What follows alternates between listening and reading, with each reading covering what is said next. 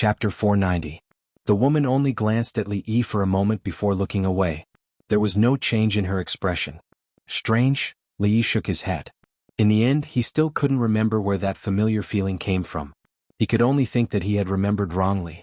He took another look at the people waiting outside the hall and finally looked away. At this moment, Princess Xianxia walked out of the side hall angrily.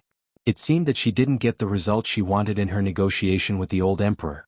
She stood in front of Li Yi and glared at him angrily. Her eyes were filled with hidden bitterness. "It's impossible to take you out of the palace for 2 months. Li Yi sighed and said, "However, you can ask your sister Mingzu to take you out. This way your father won't say anything. When the time comes, I'll take you out to play." Princesses who hadn't reached adulthood weren't allowed to leave the palace as they pleased. However, as the eldest princess, Li Mingzhu wasn't restricted by this rule. She could even go to Qing and prefecture alone and work as a lowly bailiff in the Anshi Yamen. This wasn't the first or second time she'd brought a proud Lolita out of the palace to Li Xian's estate. Princess Xianxia's little face revealed a satisfied expression. She glanced at Li Yi and walked over to hold Yongning's hand. She said, "Ignore him. Let's go play over there." Li Yi heaved a sigh of relief after finally settling the matter with the little Lolita. At this moment, morning court had just begun. Although it wouldn't last very long because there was still a competition, he who didn't need to attend court felt a little bored at this moment. "This is the Li Yi that I told you about." At this moment, Li Xian walked over with a few young people. "So this is County Uncle Li?" A rough-looking young man with a face full of stubble beside Li Xian cupped his hands and said, "My grandfather often mentions you in front of me. Today I finally get to see you in person." Li Xian introduced. "His name is Shui Yong, the eldest grandson of General Shui's family." Looking at Brother Shui's appearance, Li Yi once again felt that it was the right decision to reject old General Shui's kind intentions. According to old General Shui's description, Brother Shui's appearance was similar to his sister's. Brother Shui. Li Yi also cupped his hands. The two of them were now acquainted. Li Xian then introduced the others one by one. They were all descendants of generals, and the candidates for today's competition would be chosen from among them. Regarding Li Xian's social circle, Li Yi felt that it was rather strange. He was the son of a prince and could be considered half a member of the royal family, but he didn't have much of a relationship with the many princes in the imperial court. Instead, he mingled with the descendants of generals. It was obvious that old General Shui and the other old generals seemed to be taking care of him.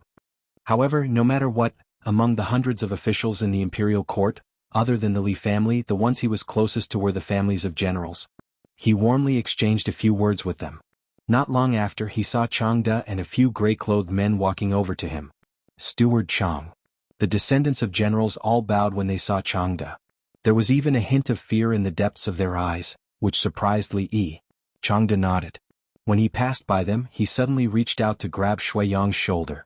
Shui Yong's expression changed. He dodged agilely, but his shoulder was still firmly grabbed by Chang De. Chang De frowned and said, "Have you slacked off again these days?" Shui Yong's expression was bitter. He was about to speak when Chang De waved his hand and said, "Prepare well for the competition later. Don't embarrass General Shui." Chang De left quickly after saying this. The men in gray quickly spread out on the square in front of the hall. There were also palace guards scattered everywhere, responsible for the security of the venue. Seeing Chang De standing nearby, the descendants of generals didn't dare to continue chatting. They dejectedly found a place further away from him. It looked like there were more than 1 or 2 people who disliked Chang. Li Yi slowly walked over. Before he could speak, Chang De glanced at him and said, "This old man has never heard of the Sunflower Manual, and I've never said, our. I don't even know what the Bixia Sword Manual is. Do you have any more questions?" "Steward Chang. You're a grandmaster, right?" Li Yi asked as he walked over. Chang De glanced at him and didn't answer, implying that he was right. Although he had already guessed it, Li Yi was still somewhat astonished after it was confirmed. Even Mississippi Lu hadn't reached that level, so he probably didn't have much hope in this lifetime. However, this didn't stop Li Yi from being curious. Although Rui had also reached this level, she was still young and didn't have much experience. Chang De was different. He had lived for so long and lived in the palace, so he probably knew many things. This made Li Yi's curiosity overflow. He looked at Chang De and asked curiously, "Steward Chang, what's the level above Grandmaster?" The pugilistic world had always tacitly agreed that grandmasters were the strongest, but didn't they say that martial arts had no limits? Logically speaking, grandmaster shouldn't be the end. Perhaps the next level was shattering the void and going to another world? For example, Earth in the 21st century? After experiencing the unimaginable thing of transmigration, Li Yi felt that no matter how wild his imagination was, it wouldn't be too much to ask. Changde glanced at him and said lightly, Grandmaster is just a title for those who have almost eliminated all their flaws and achieved great success in martial arts. It's not a realm. There's actually no clear division of realms in the pugilistic world. It's just a name forcefully given by others so it can't be taken seriously. Great success in martial arts without flaws? Then the strength of a grandmaster is about the same. Li Yi mumbled. Changde shook his head and said, Of course not. There are also differences between grandmasters. It's just that for these experts who have already jumped out of that shackle, it's not easy to determine the winner unless they fight to the death. Moreover, the level of one's strength is also greatly related to the mental cultivation method and martial arts learned. The better the mental cultivation method, the more powerful the martial arts, and naturally, the stronger the martial arts. Changde glanced at him and said, Can those ordinary martial arts and mental cultivation methods compare to the 8 desolation and 6 directions technique, the 18 dragons subduing palms, and the 6 pulse divine sword? Li Yi's expression changed. He looked at him and asked, Do these martial arts really exist? No. Changde waved his hand and said, I'm just using your demigods and semi-devils as an example. Li Yi was a little disappointed. He thought that Mississippi Liu was not knowledgeable enough to have never heard of these powerful martial arts. He didn't expect that Chang was also an old homebody on the outside. He even read such fantasy martial arts novels. However, although martial arts are not as powerful as you think, some martial arts do have the same effect as those divine skills. Changde glanced at him and said, Although there are no martial arts like the 8 desolation and 6 directions technique that can restore one's youth every 30 years and increase one's strength by another level, there are records in the palace that there is a strange martial art in the martial arts world that can change one's appearance. Even an old man can recover his youthful appearance in a short period of time. However, this is only a superficial martial art and cannot increase one's lifespan in the slightest. Li Yi shook his head and said, After practicing martial arts, one's body will be healthy and immune to diseases. It can be considered as extending one's lifespan.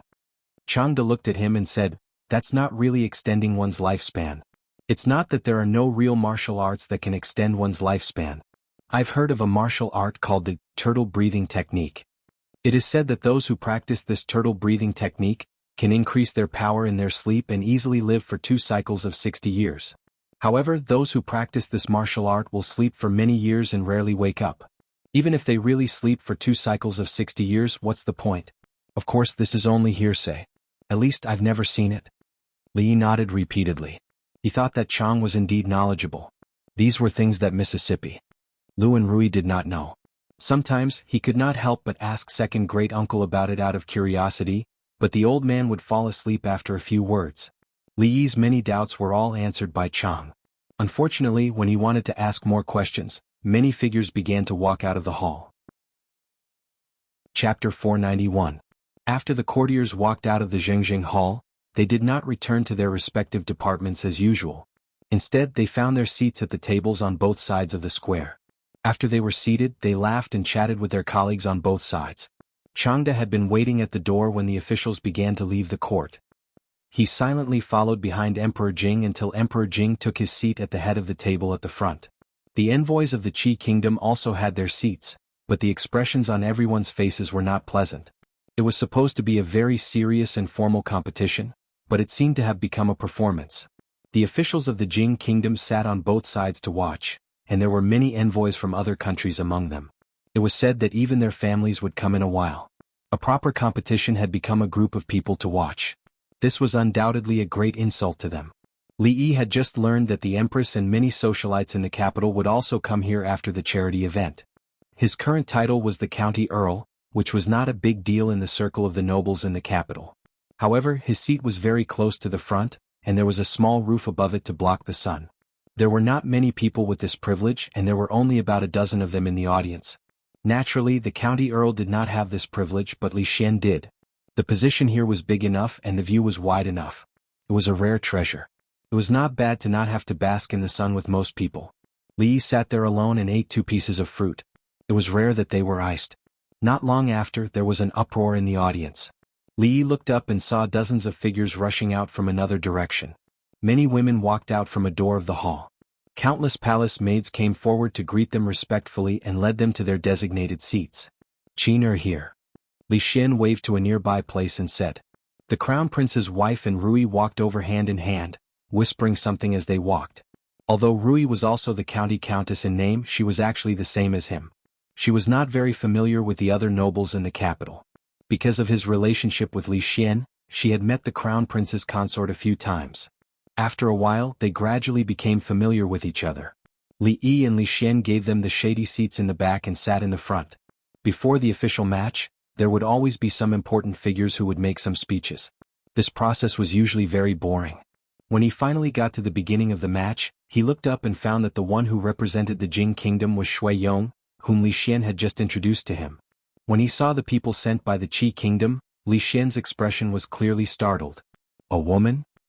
He didn't discriminate against women, but not every woman was like Emingzu. For the Qi kingdom to send such a woman to compete with Xueyong, could it be that they had already given up? Are all these youngsters from the Qi kingdom here to watch the fun? If that was the case, then today's competition wouldn't be so exciting. Although the winner wouldn't be decided in a single match and there were 3 people on each side, it would be considered as the winner if 2 out of 3 matches were won. However, it wouldn't be so easy to win if one person was killed at the very beginning. When Li Yi saw the familiar woman walking into the field, a hint of surprise appeared on his face. How could it be her? Xueyong walked into the field, laughed and said, "Haha, is there no one else in the Qi kingdom? You've actually sent a woman here. I Xueyong don't want to bully a woman.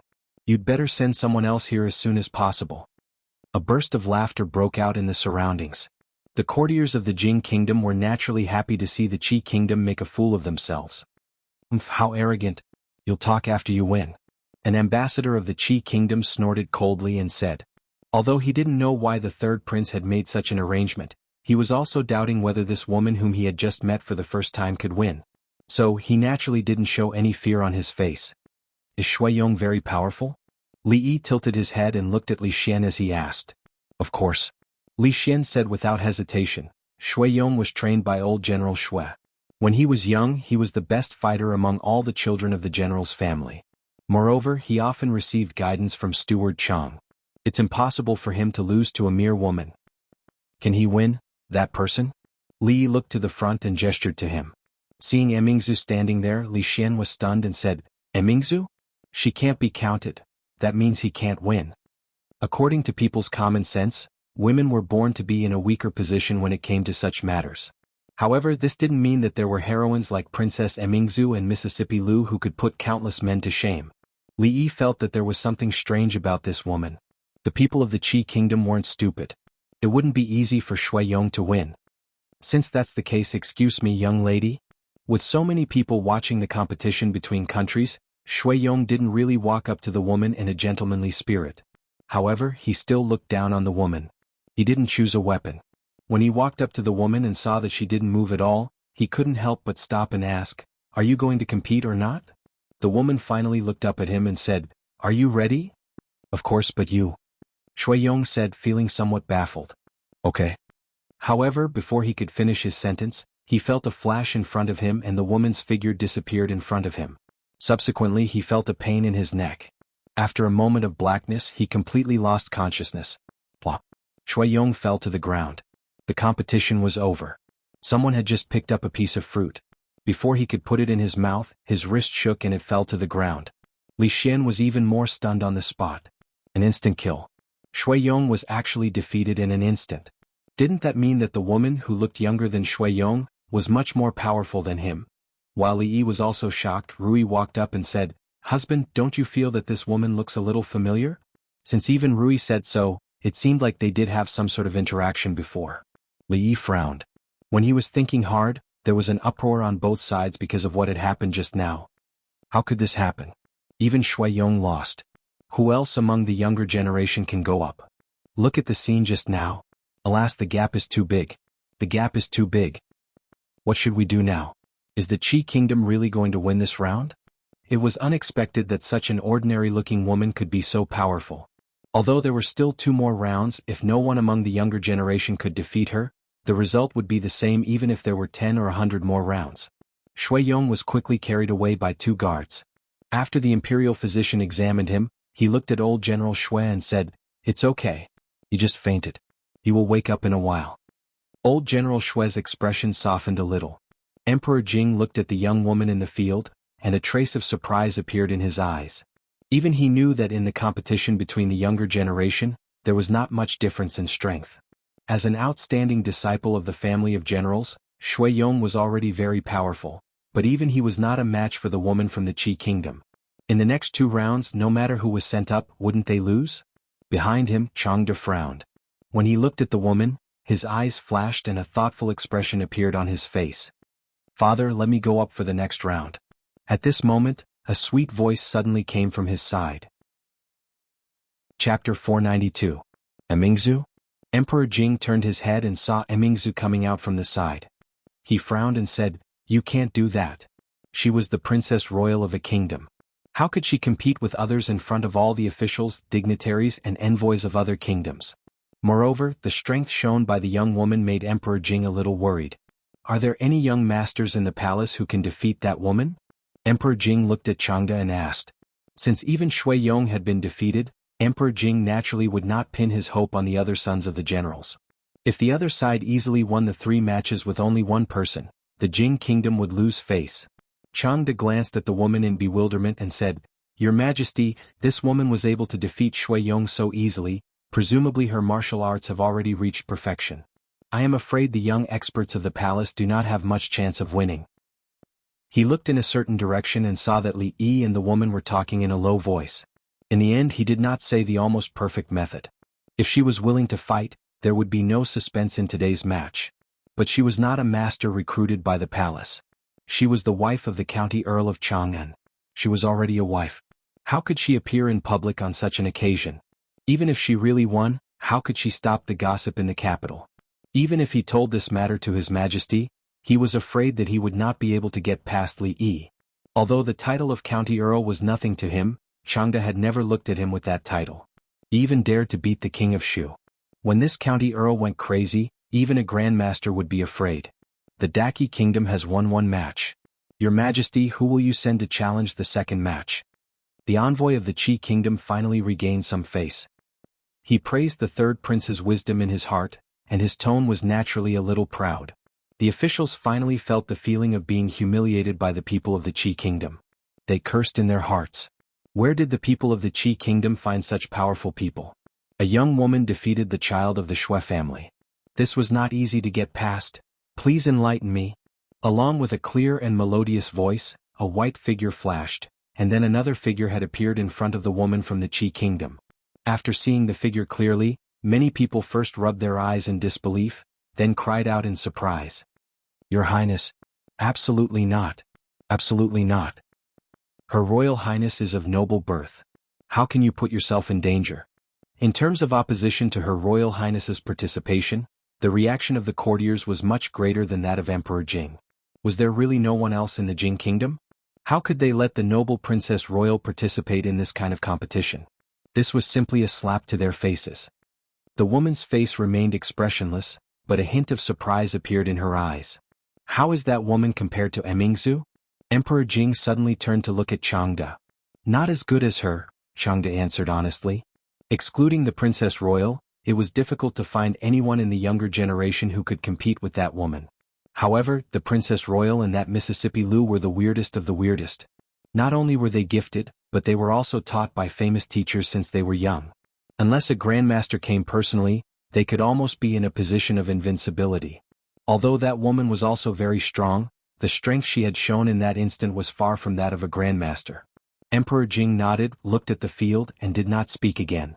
The courtiers gradually became silent and they were shocked. The Princess Royal wanted to compete with the people from the Qi Kingdom, and His Majesty actually did not stop her? Although to some extent, as a woman, she seemed to be more suitable for this battle, she was the Princess Royal. If she won with her identity, countless legends would naturally be added. As a member of the royal family, Her Royal Highness did not care about her own safety to turn the tide and save the face of the country. This was definitely worthy of praise. But if she lost, not only would the royal family lose face, but the princess would also be in danger. They would also be reviled by the people. When the field gradually became quiet, the woman finally put her hand on the hilt of her sword. The way she holds the sword, Rui said softly. Li Yi asked curiously, "What's wrong?" "It's very strange." Rui withdrew her gaze and said, "From the way she holds the sword, it can be seen that she does not usually use the sword. In this kind of competition she is not using the weapon she is good at. She should be hiding it." At the same time, beside Emperor Jing, Changda's face also showed a puzzled expression. He murmured, "Why is that?" In the next moment, the sound of two swords came from the field. Whether it was the courtiers or the women beside them, they rarely saw such a battle, especially when one of the people in the field was the Princess Royal. This kind of opportunity was not often seen. When they saw the Princess Royal's fierce moves and clearly had the upper hand, they finally relaxed and even showed an expression of interest. "Mingzu is still the best," Li Xian said with a smile. Li Yi nodded. Even Mississippi Lu admitted that Her Royal Highness's martial arts were not bad, which meant that she was very, very powerful. If she was ranked on the heaven list, she would probably be in the top 5. Even if the woman lost, it would not be an injustice. This woman is not simple. In fact, the princess did not have the upper hand. Rui looked at the two figures in the field and said, "Ah." Li Yi turned his head and looked at her with some confusion. The woman was obviously being suppressed by Her Royal Highness. Even he could see that, so how could Rui be wrong? At this time, Li Yi did not notice that not far away, Changda's expression was already a little ugly. Although she has been retreating, there is no flaw at all. She just did not fight back. Rui looked at the woman from the Qi Kingdom in surprise and said, "No, she is looking for the princess flaw. The princess is going to lose." As soon as Rui's voice fell, Changda's expression changed greatly. In the field, although Mingzhu's sword moves were still extremely sharp, at a certain moment, the woman suddenly stopped defending and seemed to casually stab with her sword. That sword passed through the layers of Mingzhu's sword shadows and went straight for her chest. More importantly, Mingzhu had always been displaying fierce attacks. At this time, her body rushed forward due to inertia and directly collided with the tip of the sword. Emperor Jing's expression changed and there were countless exclamations in the field. A shadow flashed and Changda's figure had already disappeared. However, because he was too far away, he could not stop it in time.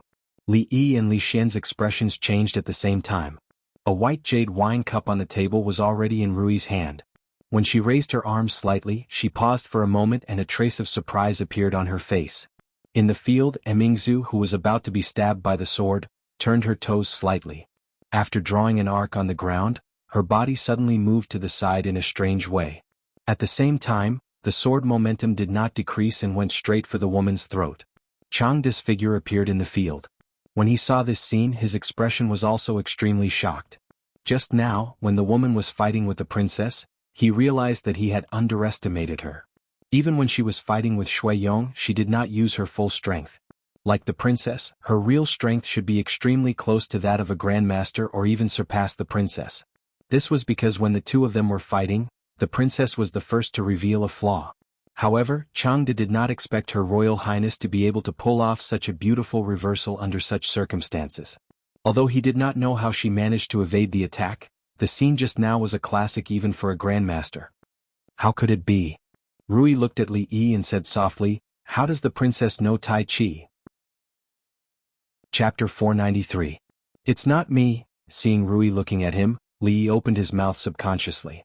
Speaking of Tai Chi, he himself was a dabbler. No, he could not even be considered a dabbler. Ever since the last time he tried to use Tai Chi to trick the princess into becoming his disciple, he had never mentioned it again. So far, he and the princess only had a pure relationship. It couldn't be any more pure. As for the secret rendezvous in a small garden in the palace, using the excuse of teaching martial arts, holding hands, touching, and hugging, of course not. Husband and Her Highness are good friends. It doesn't matter if you really teach her. Rui said with a smile, "It's just that recently I thought of a more effective way of circulating vital energy. Husband, remember to remind me to inform the princess after this match." Li Yi looked at her and found that he couldn't understand Rui's tricks anymore. He felt that he couldn't answer her. Fortunately, she didn't continue to ask. When Li Yi secretly heaved a sigh of relief, he was also puzzled. Who taught her Tai Chi? In this world there were only 3 people who knew how to use Tai Chi: Rui, and him. Rui counted as 2, Mississippi Lu counted as 1, and he who only knew the moves and couldn't bring out the true power of Tai Chi, counted as 0. Li Yi was sure of this. However, what Her Highness used at the critical moment just now was not the Tai Chi footwork that Rui taught her. He shook his head. This matter could wait until she won. With such a sudden turn of events, Li Yi felt that the Qi Kingdom woman should also be confused. However, just as he had this thought, the woman suddenly made an unimaginable move. Her sword had been thrust out and couldn't be pulled back in a short time to block, so she stretched out her other hand. She used 2 fingers to lightly flick Mingzhu's sword. Her sword was easily bounced off. Seeing this, Li Mingzhu's expression changed slightly and he quickly distanced himself from her. It's her. Rui looked at the woman and couldn't help but exclaim. Grandmaster. All the wrinkles on Changda's old face were tangled together and his eyes were shining. Who is it? Li Yi looked at her in confusion. Husband, do you remember the Taoist we met in Qingyan Prefecture? Rui looked at him and said, the one who almost competed with Rui. Li Yi nodded. Of course he had not forgotten about that Taoist nun. She had even helped him once. Moreover, he had a deep impression of someone who could not even defeat Second Lady Lu. You're saying that the Qi Kingdom woman? Li Yi stared at her with wide eyes, is the disciple of Taoist nun? Rui shook her head and said, the woman on the field is that Taoist nun. Li Yi paused for a moment then smiled and said, my wife don't joke. Taoist nun is already middle-aged. The person on the field is clearly a young woman. How can... He didn't finish his sentence and closed his mouth. He suddenly thought of something. Just a moment ago, Lao Chang had conducted a martial arts literacy test on him. He seemed to have mentioned that there was indeed such a strange martial art that, when practiced to a high level, could change one's appearance and deceptively regain one's youthful appearance. Could it be? Li Yi raised his head again to look at the woman on the field. Her face was still unfamiliar, but her eyes were indeed familiar. Her appearance may change, but her aura will not. She has been hiding her aura and suppressing her strength below that of a grandmaster. She didn't expect Her Royal Highness to have such a strange move. If she hadn't used the strength of a grandmaster just now, I'm afraid she would have lost. Rui looked at him and explained, but at that moment she could no longer hide her aura. Ordinary people can't feel the fluctuations of that aura, but those who have reached the same level as her will be extremely sensitive to that aura. Li Yi looked at the young woman on the field. No matter how hard he tried, he could not connect her with the middle-aged Taoist nun. A grandmaster expert had changed her appearance and snuck into the palace, appearing in front of the old emperor. It was obvious that she was up to something big. Li Yi murmured, does that mean Her Royal Highness can't win no matter what? Rui shook her head and said, not necessarily. She has been suppressing her strength just now. It's only because Her Royal Highness's move was too wonderful that she had to reveal the level of a grandmaster. Although her strength has been reduced, she still has the experience and knowledge of a grandmaster. Otherwise, Her Royal Highness would have won. Li Mingzhu was naturally not an ordinary master. There were all kinds of profound martial arts books in the palace. Her foundation was much deeper than that of the sects in Jianghu. It was almost impossible to beat her at the same level. However, a grandmaster was a grandmaster after all. The power of a grandmaster did not lie in their profound skills or exquisite moves. In fact, when they reached that level they had already reached a state of returning to the natural state. They did not pay much attention to the moves. They were almost invulnerable, but they could easily see the flaws of others. If someone could do this, it would not be strange for the weak to win against the strong. The courtiers and women present had never seen such an intense battle before. They couldn't help but be amazed. That woman could actually use her fingers to flick away Her Royal Highness's sword. Were all the martial arts masters like that? To them this was too inconceivable. Your strength is similar. It won't be easy to determine who is better. You will definitely be injured. Her Royal Highness is of noble birth. You can't put yourself in danger again. Why don't we call this a draw? Changda's face was as dark as water. He walked to the field and said, Her Royal Highness, you can leave first. After saying this, Changda looked at the young woman and said, in the next round, let this old man experience your excellency's great skills. A grandmaster had actually approached His Majesty without anyone knowing. No one knew what his intentions were. If this matter was investigated, it was unknown how many people in the palace would be beheaded. Changda looked at the envoy of the Qi Kingdom coldly, but he could not directly point it out. He was well aware of how terrifying a grandmaster was. However, His Majesty, all the courtiers, the nobles of the capital, and their families were all here. Even if the palace masters could make this grandmaster stay here forever, it was unknown how many people would be able to stand in the imperial court tomorrow. Seeing Changda walk to the field, the officials were all stunned. They did not know what was wrong with Chief Chang. This was a competition between young people. Why was an old man like him joining in? Even Jing Emperor's face showed surprise, but he did not say anything to stop him. Many people were very happy to see this scene, but the envoy of the Qi kingdom naturally did not agree to it. The old man in front of them had always been by the side of the emperor of the Jing kingdom. He must be a powerful character. How could they allow him to break the rules and ruin their grand plan? Before the competition, there was a rule that both countries could only send young talents. The rules cannot be changed. Are you going back on your word? One of the envoy of the Qi kingdom immediately stood up and looked at Changde as he asked, "May I ask how old your excellency is?" Changde's face was gloomy. He looked at the envoy coldly and said, "Ever since I came out of my mother's womb I've had this face. I'm 28 years old now." There was a moment of silence in the field. Then countless women could not help but burst into laughter. This was Chief Chang. They had heard of his illustrious reputation when they were still children. Now he was probably in his 60s. Yet he was pretending to be young. This was a far cry from the iron-faced image they had in their memories. What the envoy of the Qi kingdom was about to say was rebutted by Changde. The old man in his 60s could say in front of so many people that he was only 28 years old and looked mature. What else could the envoy do? He was also very helpless. Li looked at Changde and his face was also filled with astonishment. The cold-faced old eunuch who was not well liked actually had a heart that was as light as paper, as clear as green wood, and as shiny as piercing gold, the heart of a young man. Chapter 494. Chief Chang, please step back. We haven't decided the winner yet. Emingzu walked up and looked at the young woman. Her eyes were filled with the desire to fight. "Princess, you mustn't," Changde said without hesitation. It was a fact that no one in the younger generation could surpass Her Royal Highness. However, even she did not know what kind of realm her opponent had reached. Anyone below the great master level was an ant. This was simply a competition with no chance of winning. At that moment, the young woman raised her head and looked at Changde. Suddenly, she stretched out 2 fingers and tapped on her left shoulder twice. At the same time, the breath in her body stagnated. In an instant, she seemed to be weakened. Changde's expression changed and his eyes narrowed.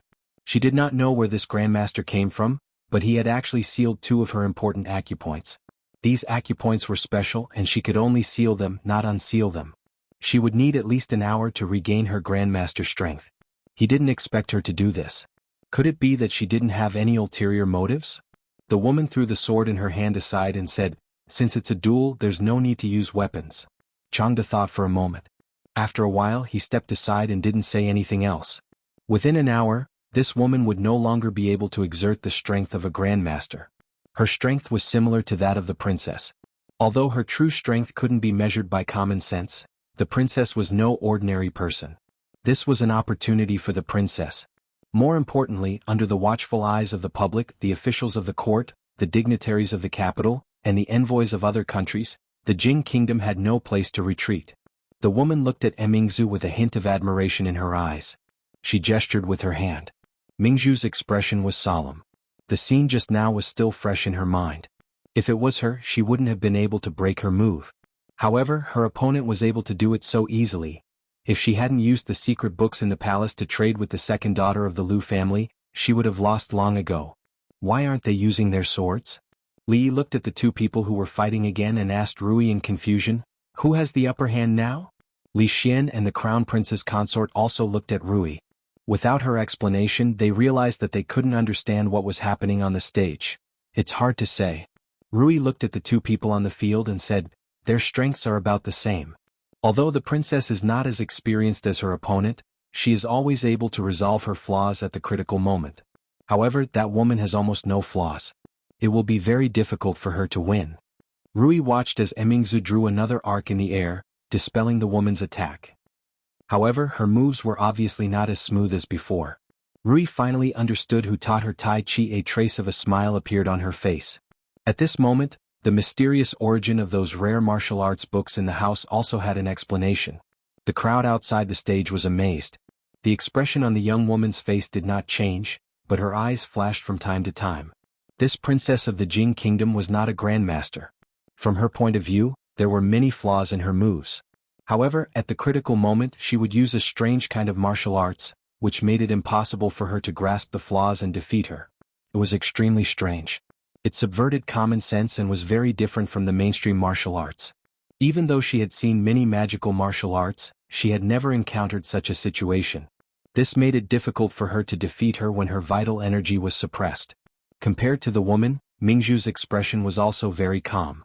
However, as time passed, she began to feel anxious. There were no flaws. She couldn't find a single flaw in this woman at all. On the other hand, if she revealed the slightest flaw, she would be pursued relentlessly by her opponent.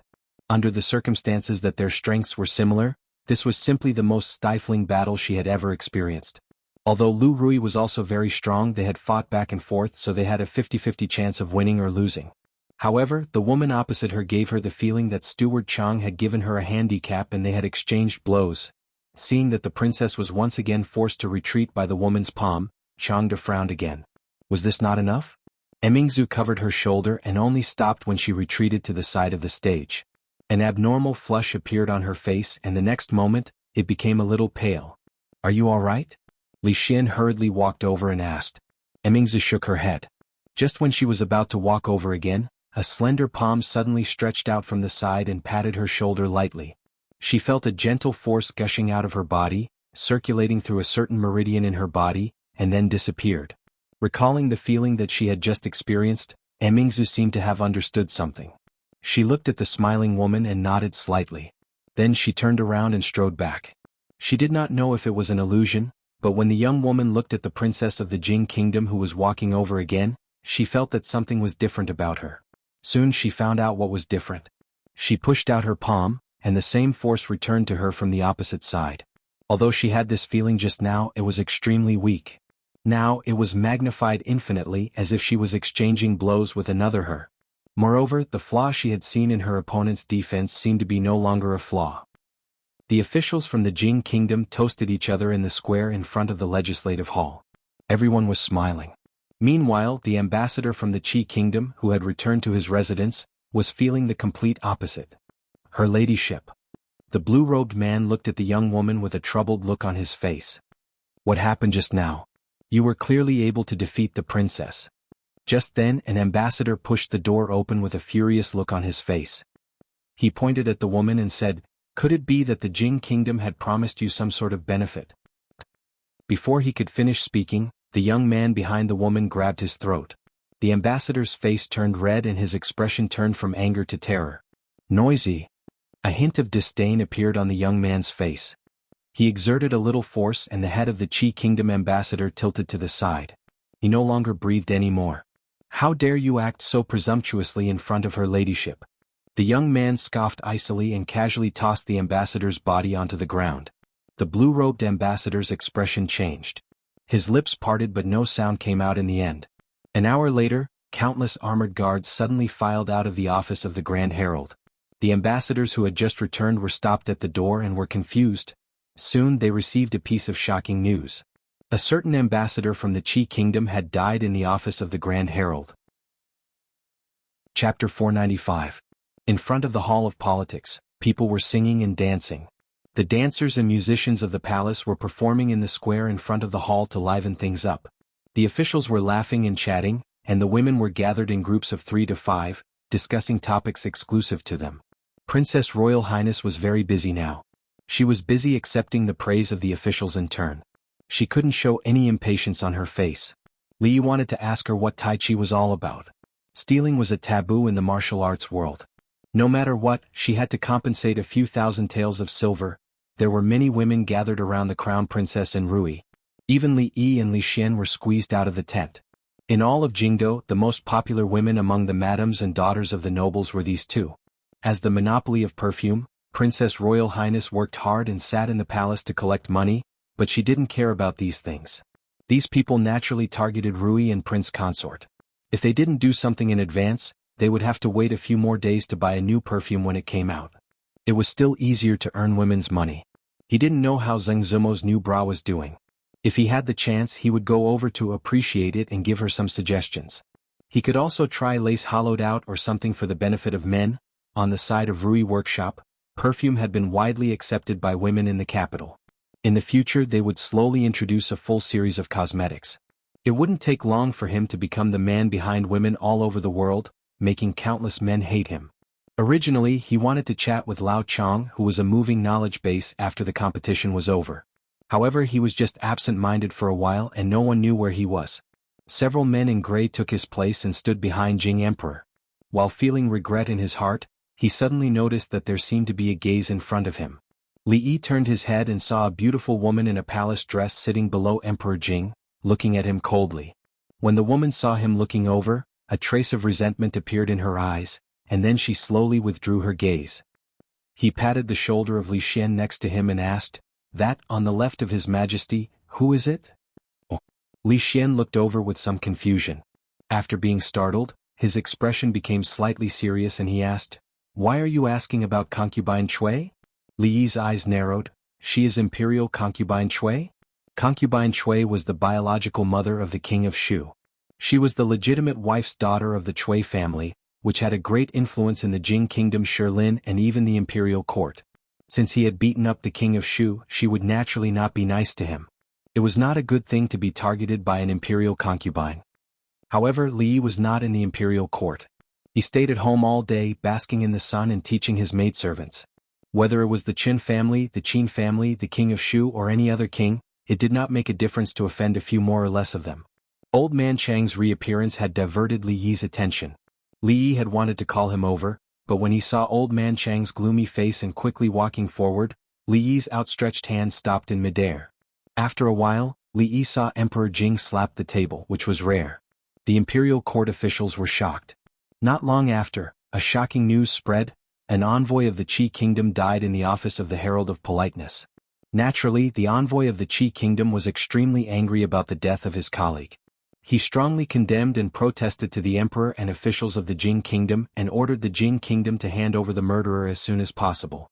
Otherwise, they could not guarantee that the Qi kingdom would not take any measures to impose sanctions on the Jing kingdom's behavior that did not follow international morality. It was said that after the emperor heard about this, he was very angry. He ordered the Ministry of Justice and the Supreme Court to jointly take charge of this case and solve it within a time limit. After that, many spies were sent to investigate openly and secretly.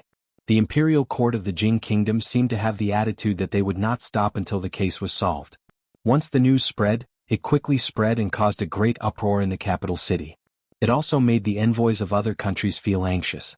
Even when two countries were at war, envoys would not be executed. This was an unchanging rule since ancient times. Moreover, this was not a battlefield, but in the capital of the Jing kingdom, in the residence that the Jing kingdom had arranged for the envoy of the Qi kingdom. The envoy of another country died in the office of the Herald of Politeness. This was a terrible incident. If it was not handled properly, it would escalate into a diplomatic conflict. The Jing kingdom and the Qi kingdom had just finished a war. If another war was to break out, it would be great for them. Fight, fight, fight. The Qi kingdom and the Jing kingdom. One was the overlord of the surrounding countries and bullied the weak countries nearby when it had nothing to do. The other was a legend that had been bullied for many years and suddenly turned the situation around, attracting the envy of other countries. It did not matter how they fought. From the position of the envoys of the other countries, they were very happy to see this scene. However, it was one thing to look forward to it and another to be curious.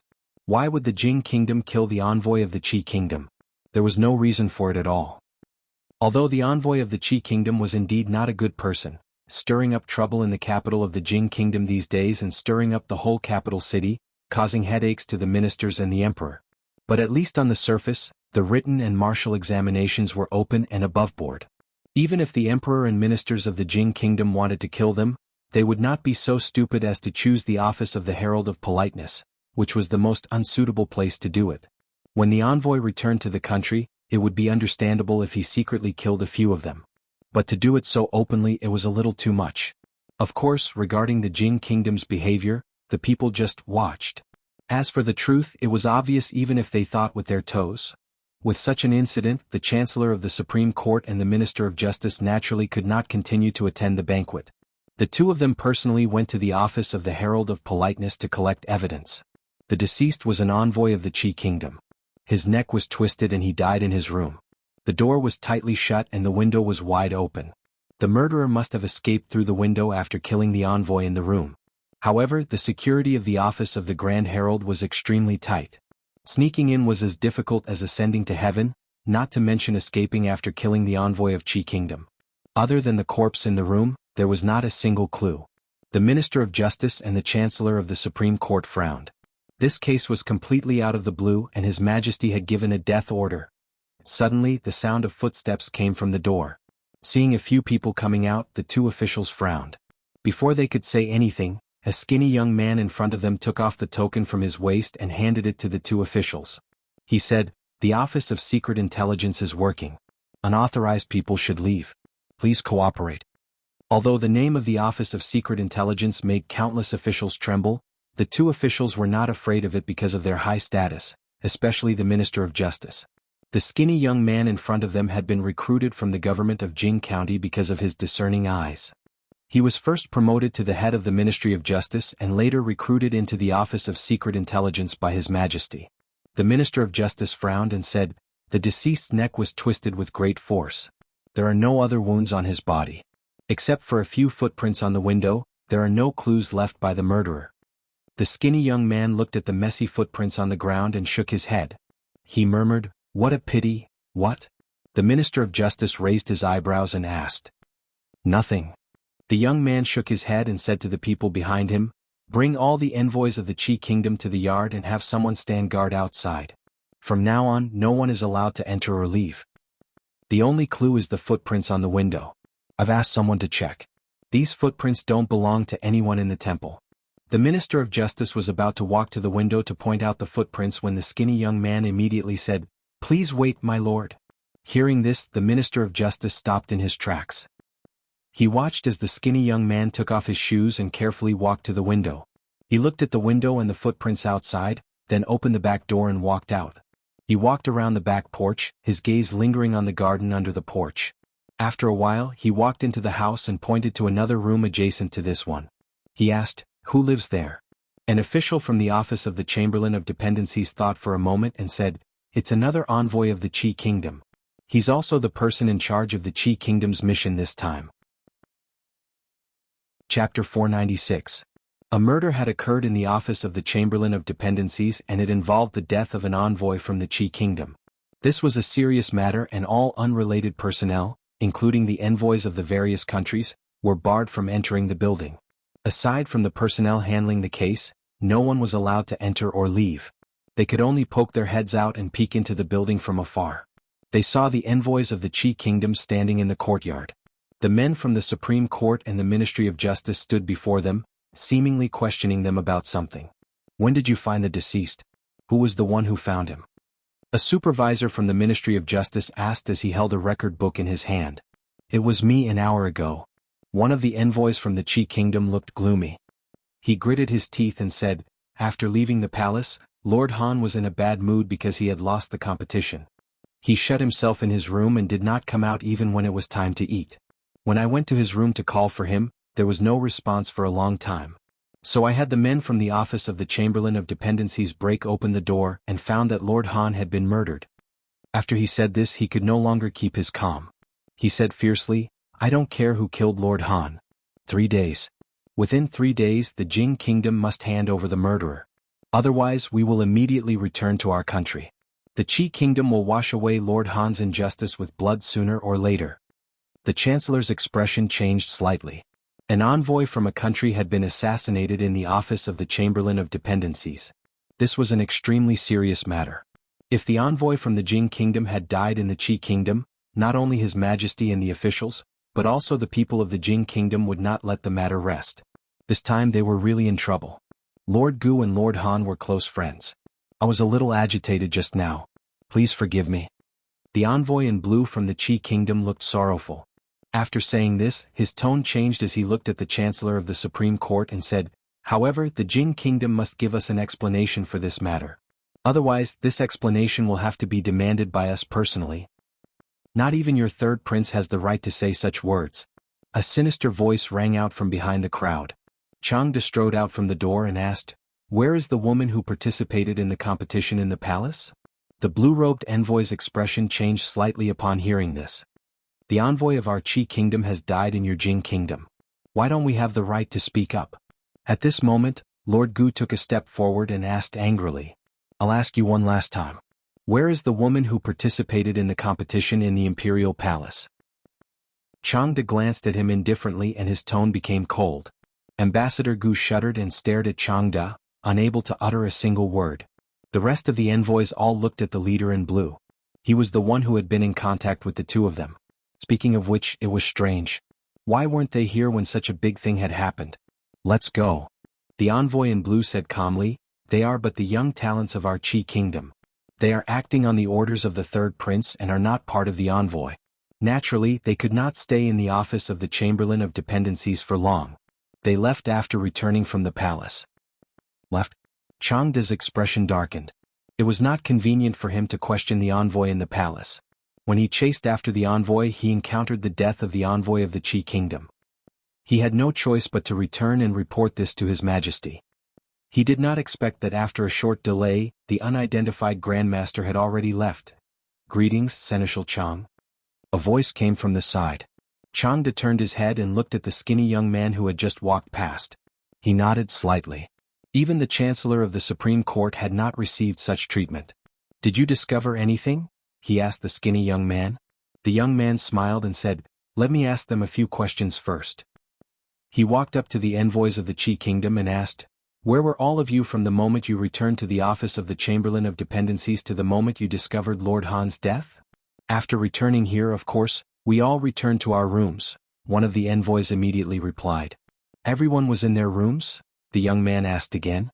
Everyone, the envoy replied after some thought. They had lost both the written and military examinations. The third prince's many days of planning had been destroyed in a single day. If they did not return to their rooms to reflect on themselves, were they supposed to celebrate like the emperor and ministers of the Jing kingdom? The young man looked at the blue-robed envoy in charge and asked, are you sure? The blue-robed envoy felt that the young man's eyes were so sharp that they seemed to be able to see through one's heart. He could not help feeling a little diffident, but he still nodded and said, gritting his teeth, I'm sure. The young man nodded and waved his hand, saying, take all the envoys of the Qi kingdom away and temporarily detain them in the Supreme Court. The Chancellor of the Supreme Court and the Minister of Justice were stunned. What had happened just now? Why had all the envoys of the Qi kingdom been detained? Weren't the ones who died from the Qi kingdom? The officials of the Ministry of Justice and the Supreme Court were puzzled. When the envoy of the Qi kingdom came to his senses, he was left with nothing but anger. What are you trying to do? Do you really want to completely fall out with the Qi kingdom? The envoys of the other countries are watching from outside. Do you really think you can shut everyone's mouths? I know. Lord Han's death must have been your doing. Is it finally our turn now? The skinny young man ignored the envoys of the Qi kingdom and said calmly, Lord Han did not die in his room. His body was moved in later. The murderer did leave through the window, but the sequence was wrong. He did not come in from outside. After killing Lord Han, he closed the door and left through the window. The young man looked at the crowd and said slowly, he killed Lord Han somewhere else, then moved Lord Han's body into the room through the window through the back corridor, and then came out from the room. After passing through the back corridor between the two rooms, he would pass through the garden. This is why there is soil under the window and why the footprints in the garden are deeper than the surroundings. If all of you are in your own rooms, then it is obvious that one of you is the murderer who killed Lord Han. I will explain the specific details to all of you when we arrive at the Supreme Court. He waved his hand and said, take them all away. When the young man finished speaking, the expression of the envoy in blue finally changed slightly. The young man glanced at him and strode outside. Watching the men of the intelligence office take away all the envoys of the Qi kingdom, the Chancellor of the Supreme Court looked at the Minister of Justice speechlessly. Don't look at me, I don't know anything. The Minister of Justice shook his head and said, it's no wonder His Majesty would promote him so much. I've been handling cases all my life and I've never seen such a genius. This person was born to solve cases. When the envoys waiting outside the office of the Grand Herald saw the investigators from the Jing kingdom coming out so quickly, they hurriedly made way for them. When they saw all the envoys of the Qi kingdom being taken away, the expressions on their faces became somewhat indescribable. Was it not enough to kill one? Were they planning to kill all the envoys of the Qi kingdom in one fell swoop? How were they going to shut everyone's mouths after today? How were they going to face the accusations of other countries? Killing envoys? Was the Jing kingdom not afraid of becoming the target of public criticism? Even the most powerful Qi kingdom would not dare to do such a thing, would it? Even if they were to kill all the envoys of the Qi kingdom, there was still them. The Jing kingdom's actions this time had really left everyone dumbfounded. They had risked universal condemnation. They had to report this matter to their own countries and expose the evil deeds of the Jing kingdom to the world. If they wanted to deceive the world, they would have to kill everyone who knew about this. But was that even possible? As the envoys were thinking about this, they suddenly felt that something was not quite right. Chapter 497. An envoy of the Qi kingdom had died. Could it be the work of a patriotic warrior? When Li Yi and Rui walked out of the palace, they were still thinking about this matter. In order to occupy a place on the chivalry ranking list and the chivalry ranking list, those honest people in the martial arts world would do anything. They would do whatever could best embody their chivalry. Helping the elderly to walk and rescuing stray dogs were all child's play. If they wanted to do something, they would do something big. Therefore, the grandson of Prime Minister Qin, the first foppish playboy in the capital city, young Duke Qin, was still lying in bed. Killing an envoy of the state of Qi could be considered as getting rid of a scourge for the country. The wanted posters would definitely be posted all over the world. In terms of fame, it was much more worthwhile than beating up the young Duke Qin. When they walked to the palace gate, they met Changde. Besides him, there was another person who surprised Li Yi. "Louis Zhang pays his respects to you, Your Excellency." Looking at the young man who bowed to him, Li Yi asked in surprise, "Why are you here?" Li Yi actually admired this former subordinate very much. Back when he was in Qing Prefecture, he had taught him many things about interrogation and investigation, such as record of redress of injustice, judge of the Great Song Dynasty, young Justice Bao, and the strange case of Shigong. He had taught him many classic cases. It was a pity that the person this guy admired the most was Detective Conan. Fortunately, people like Song Ci, Bao Zheng, and Di Renjia did not exist in this world. Otherwise, they might join hands to strangle this guy who worshipped foreign things. Of course, the purpose of all this was so that he could be lazy, to cultivate talents for the country. A few days ago, he learned that he had been transferred to the Ministry of Justice and solved several major cases. He was doing very well there. It had only been a few days. How did he get involved with Chang again? "Your Excellency, His Majesty summoned me," Louis Zhang said quickly. "I am not Your Excellency now." Li smiled and patted his shoulder, saying, "Do a good job. His Majesty will not mistreat you." Although Li Yi behaved casually, Louis Zhang did not relax. He said seriously, "Your Excellency's teachings, I will always remember them." All right, go quickly. Don't let His Majesty wait too long." Li Yi waved his hand and gestured to Changde. Then he walked out of the palace gate with Rui. In the blink of an eye, it was the double seventh festival of the year. The guards in the residence had been building a high platform in the courtyard since yesterday. Today he promised Xuanhuan that he would draw a poem on her sky lamp, so he had to go back early. The appointment with the old emperor was set after Chinese Valentine's Day. On the second day after Chinese Valentine's Day, Li Yi would be able to fetch Yongning from the palace. Everything in the residence had been prepared. Changde looked at Li Yi's departing figure with a profound gaze. Then he looked at Liu Yi beside him. A trace of emotion appeared on his aged face. What kind of ability did this ordinary-looking young man in front of him have? Even he would not underestimate him. When he thought of what happened in the Supreme Court, he still found it hard to believe. He didn't use any punishment. He only asked the Qi Kingdom's envoy some irrelevant questions, and he was able to unravel the whole matter bit by bit. If Changde didn't already know about his abilities, he might even suspect that he was the one who killed the Qi Kingdom's envoy. However, such a talent that even His Majesty valued greatly was so respectful towards Li Yi. This was definitely not just because the two of them were once superior and subordinate. Changde was no longer surprised by the miracle that happened to Li Yi. When he brought Louis Zhang to the Hall of Diligent Government, he suddenly asked, "Was Lord Han really killed by that envoy?" Although the envoy in charge had just confessed to his crimes, Changde did not think that the personal enmity between the two was enough to make him kill someone out of anger. Louis Zhang shook his head and said, "No." He only admitted it because the real murderer was more important to him than his own life. In other words, it was terrifying. "Didn't you often say that there is only one truth?" Changde looked at him and asked. "That is not what I said." Louis Zhang shook his head and said, "Lord Han once said this. Of course this is true. However, sometimes what we want is not the truth, is it not?" "You are very good." After a while, Changde's face showed a look of admiration and he nodded. Talents were hard to come by. People who knew how to adapt to circumstances and reason were even rarer. Changde seemed to understand why His Majesty had entrusted that matter to him. Some scenes appeared in Zhang's mind and he said, "It is all because Lord Li taught me well." 15 minutes? In the Hall of Diligent Government, Emperor Jing looked at the Chancellor and the Minister of Justice and confirmed again. "Yes, Your Majesty." "He only used 15 minutes, the Chancellor of the Supreme Court said helplessly. At this moment, he felt as if there were 10,000 horses galloping in his heart. Zhang's brain must be different from ordinary people. Just now in the Supreme Court he listened to him interrogating the envoy of the Qi Kingdom. As a dignified Chancellor of the Supreme Court, his inner shirt was soaked with sweat. The person who killed the envoy of the Qi Kingdom was actually another envoy? If this case was handed over to the Supreme Court, it would probably never be solved.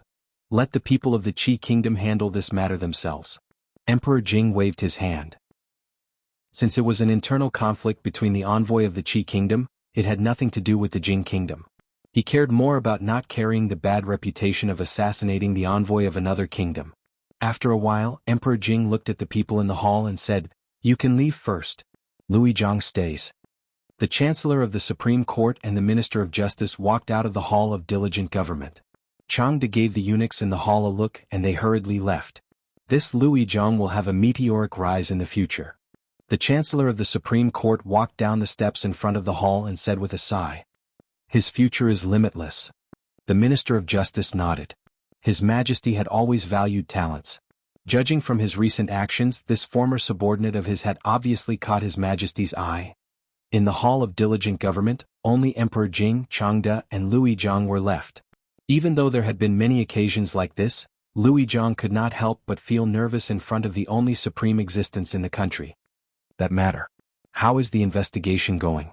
Emperor Jing walked down from above and asked in a low voice. Zhang lowered his head and stood with his hands by his side. He said, "Your Majesty, I have read all the old files of the Ministry of Justice and the Supreme Court. At present there are only some minor clues. It is already very good to have some clues." Emperor Jing sighed and said, "After all, it has been 20 years.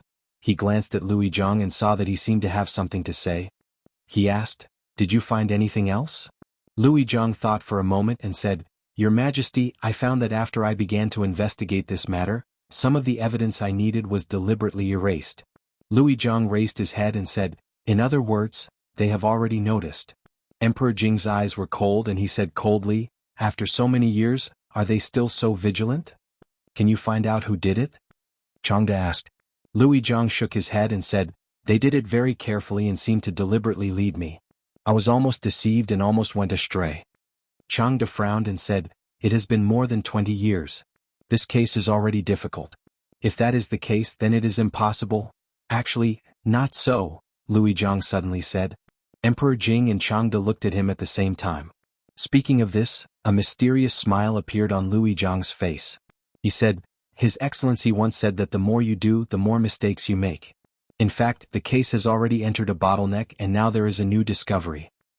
"The more you do, the more mistakes you make?" Emperor Jing's eyes flashed slightly. After nodding his head, he suddenly asked, "Which Excellency said this?" Seeing a trace of fanaticism on Zhang's face, which was the same as when he was at the palace gate, Changde's mouth twitched. He said, "Your Majesty, he should be talking about Master Li. Chapter 498. On the 7th day of the 7th month, after the third prince of the Qi Kingdom left the capital city, the rest of the envoys of the Qi Kingdom who stayed in the Jing Kingdom soon set foot on their way back. The invisible confrontation between the two countries still ended in the crushing defeat of the Qi Kingdom. The Qi Kingdom lost the war, lost both the civil and military examinations, and even lost one of their envoys to the internal strife. It could be said that the envoys of the Jing Kingdom had lost all their face this time. They were too ashamed to stay in the capital city and left the capital city in a hurry the next morning. When their carriages and horses left the city, although the streets in Jingdo were not empty, the crowds of onlookers still blocked the streets in front of the city gates until not even a drop of water could trickle through. For most people in the Jing Kingdom, since they were born, the Jing Kingdom seemed to have been suppressed by the Qi Kingdom in all aspects. As time went by, they had become accustomed to it. However, all this changed in the second year of Jinghe. From the beginning of the year until now, there had been many incidents related to the Qi Kingdom. When they thought about it carefully, the people of the Jing Kingdom were surprised to find that the Qi Kingdom did not seem to be so terrible. Whether it was on the battlefield or in other places, the people of the Qi Kingdom would lose and be defeated. It was not as difficult to defeat as they had imagined. Under the dazzling light of the current emperor, the Jing kingdom seemed to have become unprecedentedly powerful. There was County Earl Li in the literary field, Crown Prince Li Xian in the military field, and Her Highness the eldest princess. Though the three of them were still very young, they had shone brilliantly in this event and entered the eyes of the people of the capital city. The legendary stories of the three were spreading everywhere in the streets and alleys, in the brothels and tiled houses. County Earl Li was overflowing with talent. His Highness the eldest princess commanded the army like a god, and Her Highness the eldest princess was matchless in martial arts. Of course, this did not rule out the intentional guidance of the imperial court. Winning or losing was naturally important. But more importantly, they wanted to let the people of the capital city and even the whole Jing kingdom know that they had won. They had won beautifully. They wanted to let them know that His Majesty was wise and great. Under the leadership of the wise and mighty emperor and the outstanding courtiers, the country was becoming better and better. The national strength was flourishing, talents were emerging, and the country had reached a new level. The talented Li Xianbo didn't know that he was already very popular in the capital. He was standing in the courtyard, watching over 10 eunuchs carrying boxes of things from outside. The little princess wanted to come out of the palace to treat her illness. This was a huge matter. Everything she ate and used had to be regulated. How could she just do as she pleased? Although the little princess would only arrive tomorrow, early this morning, the people in the palace were already busy at the entrance of the count's mansion. All kinds of things were moved in and out, going to and fro the small courtyard he had vacated for Yongning. It was annoying to see. County Uncle Li, this is a gift from Princess Royal. When the two eunuchs brought in another large box, they did not move it to the small courtyard. Instead they walked in front of Li Yi and said, "Why would Li Mingzhu give a gift for no reason?" Li Yi opened the box and was shocked by the treasures inside. She was unaccountably solicitous and he was not used to it for a while. Her Royal Highness had suddenly become so generous. Did Her Royal Highness say anything else? Li Yi looked at the two and asked. No. The two shook their heads. Then move it in first. Li Yi waved his hand. There was no reason not to accept a gift that was delivered to his door. He would ask her what kind of gift it was next time they met. Right, there was also the matter of Tai Chi. He didn't have time to ask her yesterday. There would be no problem with Uncle Li at home. Qixi was a festival for women. Mississippi Lu was rarely not busy today. She went to the temple with Rui and Xuanhuan, and there were a series of activities when she came back. It had nothing to do with him. He planned to see how Zheng Zimo's bra was doing. Walking out of the gate, he saw a figure wandering under a few willow trees opposite the gate. He walked over and asked, "Why are you here?" Hearing Li Yi's voice, Lu Yi hurriedly stopped and opened his mouth, but he didn't say anything. The expression on his face was a little awkward. "What's wrong? Another difficult case?" Li Yi looked at him and asked. Lu Yi was no stranger to this state. When he was in Qing'an Prefecture, he had this expression every time he encountered a difficult case and came to him. Seeing the embarrassed expression on his face again, Li Yi waved his hand and said, "Don't rush. Investigate the most suspicious people one by one. You can't rush things like investigating a case. If you really can't figure it out, go out for a walk, listen to a play and relax. Maybe there will be unexpected gains." Speaking of investigating a case, in addition to ability, this kind of thing also depended on luck and inspiration. Those basic things had been taught to him. Now Li Yi couldn't help him too much with these things. Louis Chang was taken aback for a moment before he asked, "Didn't Milord say that the murderer often hides very deeply? We need to dig deeper clues and not be fooled by appearances? The most suspicious person is often not the murderer. Did I say that?" Li looked at him and asked. "Yes." Li nodded seriously. "Really? Really? Nonsense." Li glanced at him and said, "In the future, don't go to the brothel to listen to stories and plays. Those are deliberately made up to attract customers. How can there be such melodrama in reality? Investigate the case honestly and trust your intuition.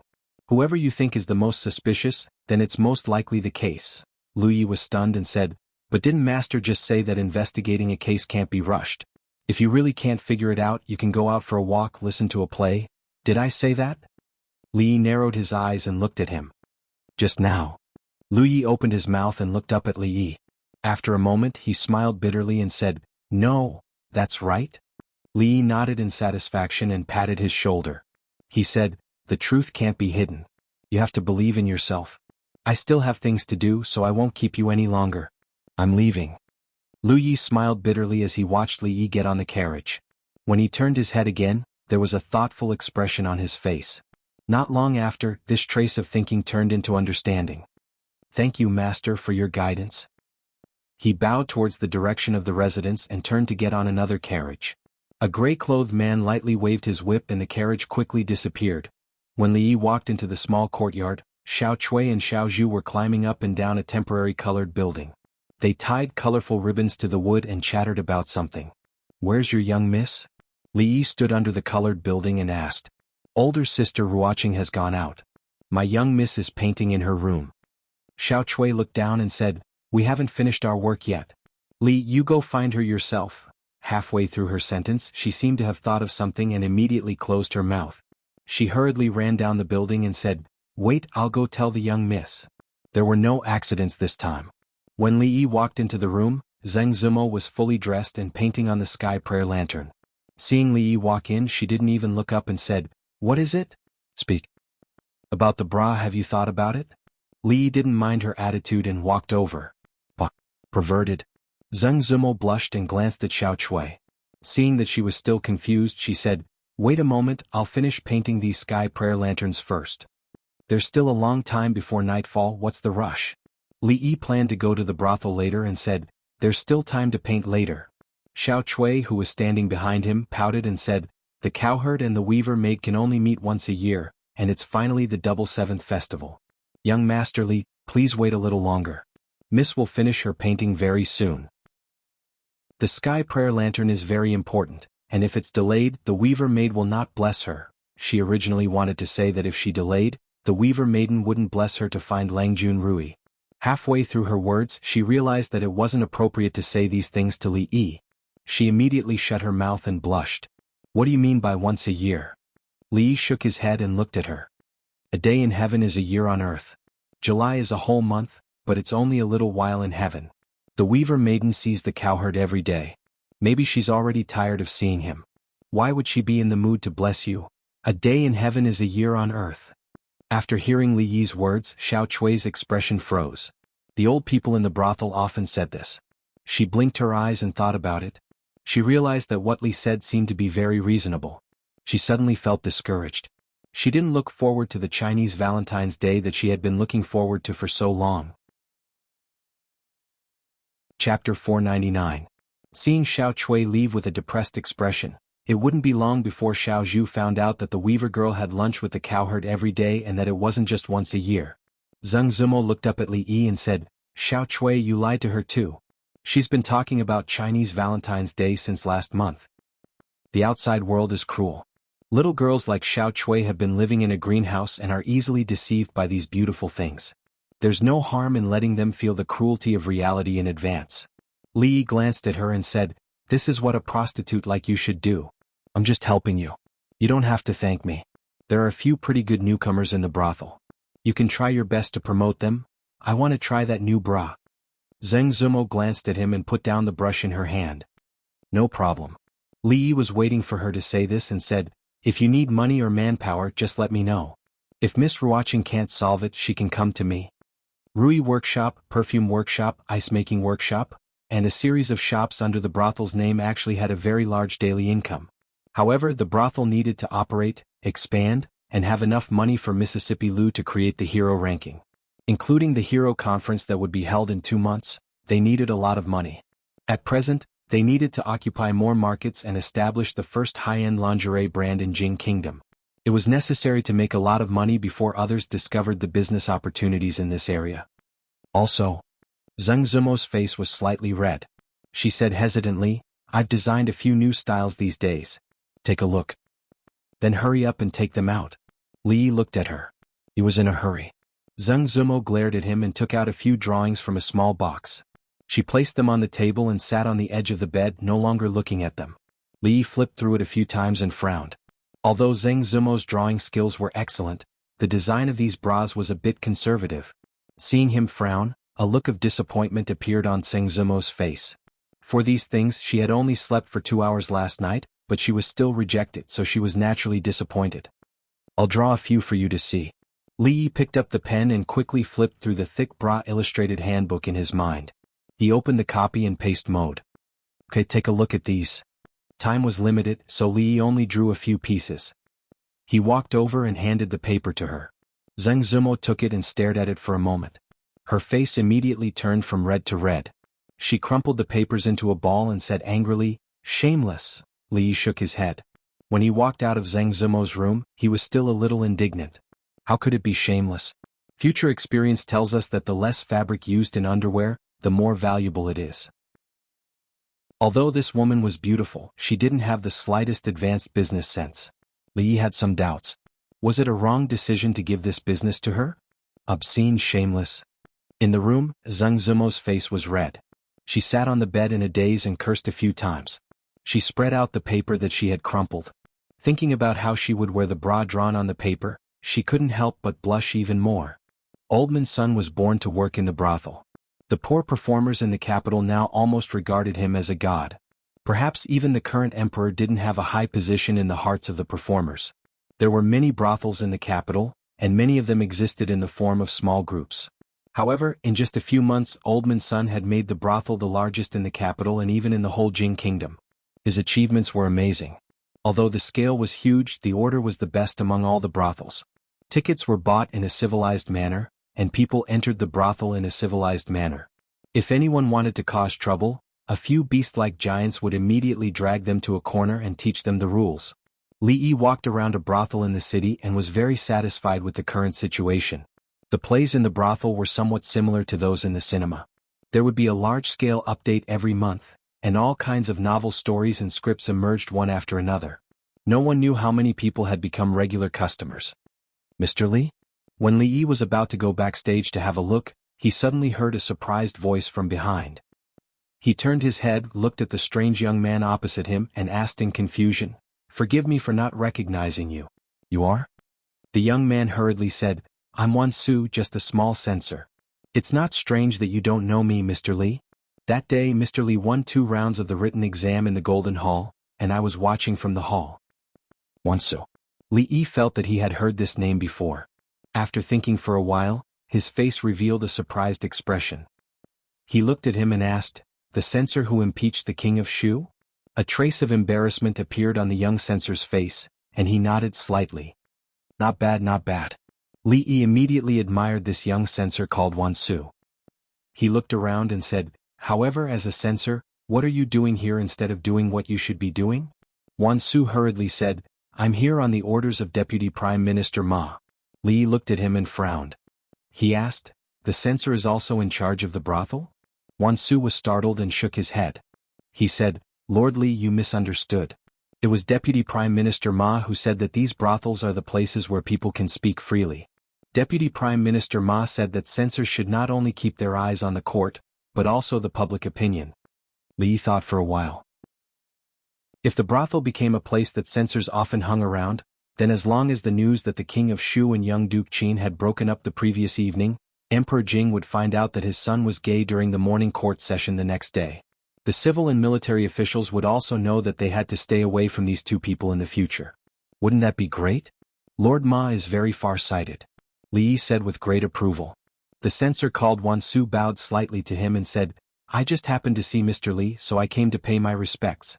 I still have work to do later, so I won't disturb Mr. Li." Li Yi waved his hand. He didn't have much time to chat with this censor, so he turned around and walked towards the back of the brothel. It wasn't until Li Yi's figure disappeared that the excitement on Wansu's face gradually disappeared. In many people's eyes, Mr. Li had become a legend. He single-handedly turned the tide and saved the face of the country, causing the envoy of the Qi kingdom to return in defeat. Because of this, he had gained many fans in the capital city, including this censor called Wansu. Of course, because of his special identity, he naturally knew some information that ordinary people didn't. In his heart, he admired this Mr. Li who was about the same age as him even more. Wansu calmed down a little and then remembered that he still had important work to do today. It was the 7th chapter of Liang Shanbo and Zhu Ying Tai. He had to hurry and listen to the story.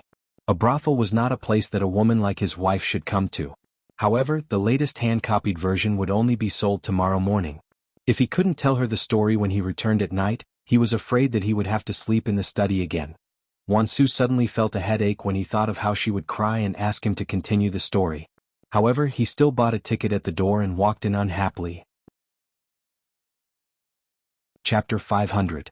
Nowadays there are more and more customers who like to come to the brothel to listen to the opera. The old place is a bit small. I plan to rent the surrounding land as well. This way each place can be expanded by 50%.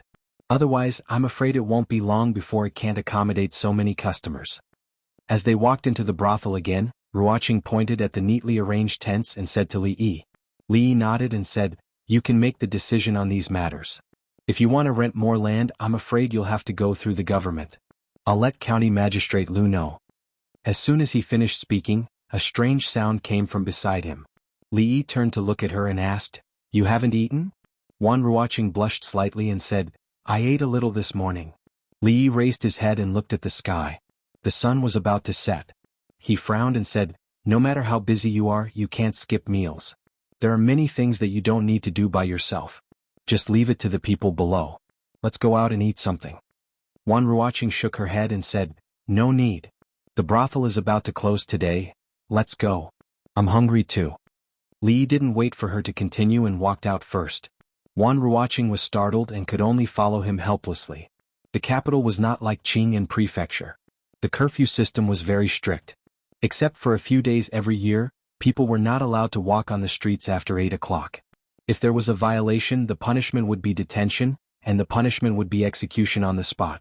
Even if the offender died, there was no way to redress the grievances. Therefore, when the sky gradually darkened, the customers in the brothel all reluctantly left and waited to come back the next day. Recently, the new Liangshan Bo and Zhuing Tai came out. I don't know who wrote it. I almost cried just now. That's nothing.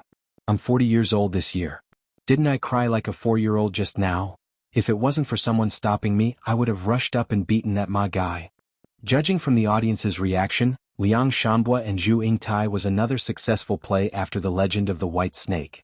Thinking about it, Liang Shanbua and Zhu Yingtai was one of the 4 great love stories among the common people.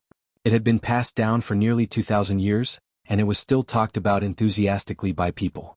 His maids hid in a corner and cried. Then he deducted a month's salary. It was only the beginning of the month, but the monthly allowance of the maidservants had already increased by 5 times.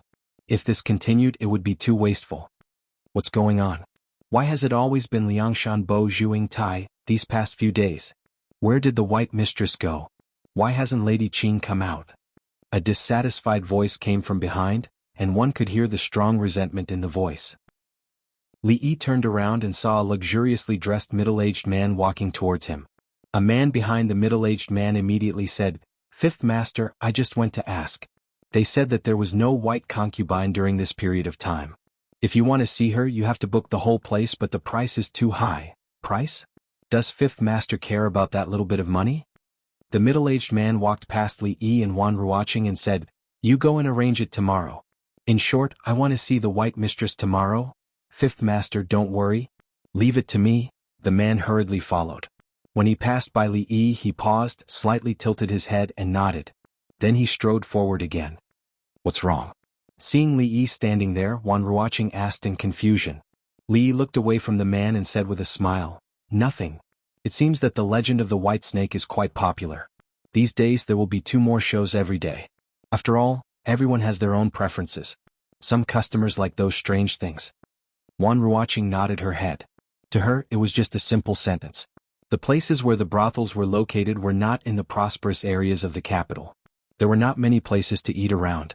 In addition, it was almost evening and many shops were closed.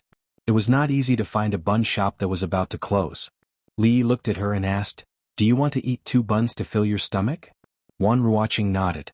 She had lived a poor life since she was young. For a long time, buns were considered a luxury. Seeing someone walk in, the waiter looked up and said, "There are only 4 buns left. 8 copper coins." 4 was 4. Fortunately, it was still warm. Li Yi did not bring any money with him.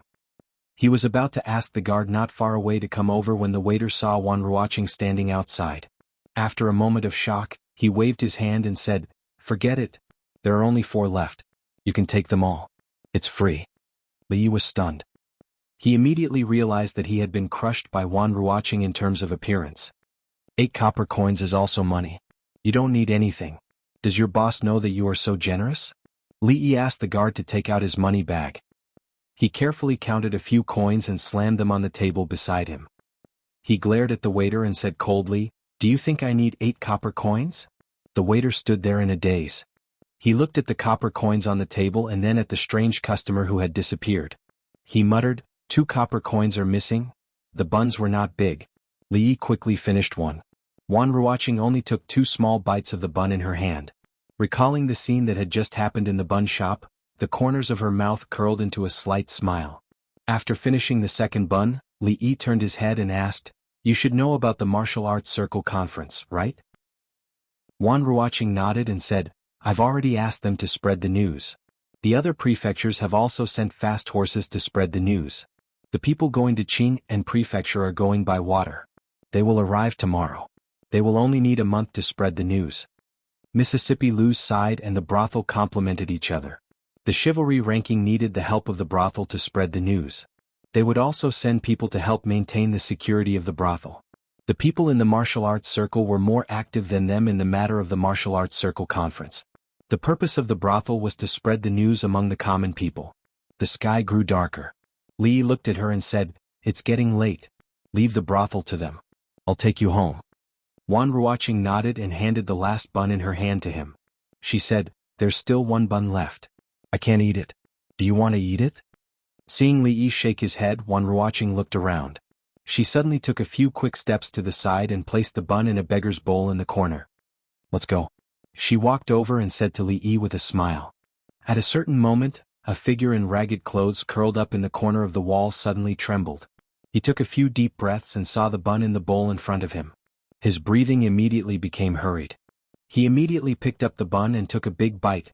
To him, who hadn't eaten anything for 3 days, a bun that could save his life had an extraordinary meaning. He raised his head and only saw the side of the woman's face reflected in the sunset. His hand paused and the bun fell to the ground. Heavenly Empress. Li Yi and Wan Ruoqing's figures gradually faded away. A guard following behind them saw the beggar suddenly kneel on the ground and crazily kowtow in a certain direction. He muttered, "It's just a bun. Is there a need to do this?" He shook his head and walked forward several steps. Then he looked back and sighed. He slowly walked over and took out a piece of silver from his waist and placed it in the broken bowl in front of the beggar. After an unknown period of time, the beggar's forehead was dripping with blood. He finally stopped and picked up the dirty bun. He looked in the direction that the Heavenly Empress had left in, his face full of sincerity. After a long time, he looked away from the distance and inadvertently glanced at the broken bowl in front of him. The bun in his hand fell to the ground once more. "Thank you, Heavenly Empress. Thank you, Heavenly Empress. Thank you, Heavenly Empress." Around them people walked out of their houses. They looked at the beggar in the corner and sighed as they shook their heads. "This beggar, I'm afraid he's gone crazy. I think he's already been lying there for 3 days. He's quite pitiful. Give him something to eat. If he really died here, it would be troublesome." Chapter 501. The servants of the Li residence were especially diligent today. They were woken up before dawn by the head housekeeper. Even the pillars outside were cleaned until they were spotlessly clean. There was going to be a guest coming to the residence, and it was a very important guest. A few days ago they all found out about this matter. In order to welcome this guest, Lord Ju not only made them specially clean up a courtyard, but also had extremely harsh requirements for them. Although they had been scolded a lot, their salaries had more than doubled. The harsher the scolding, the fiercer the increase. Now, in the residence, which servant girl had the most allowance, they just had to see who had been scolded the most by Lord Ju. It was Chinese Valentine's Day yesterday, and Lord Ju entered the palace early in the morning.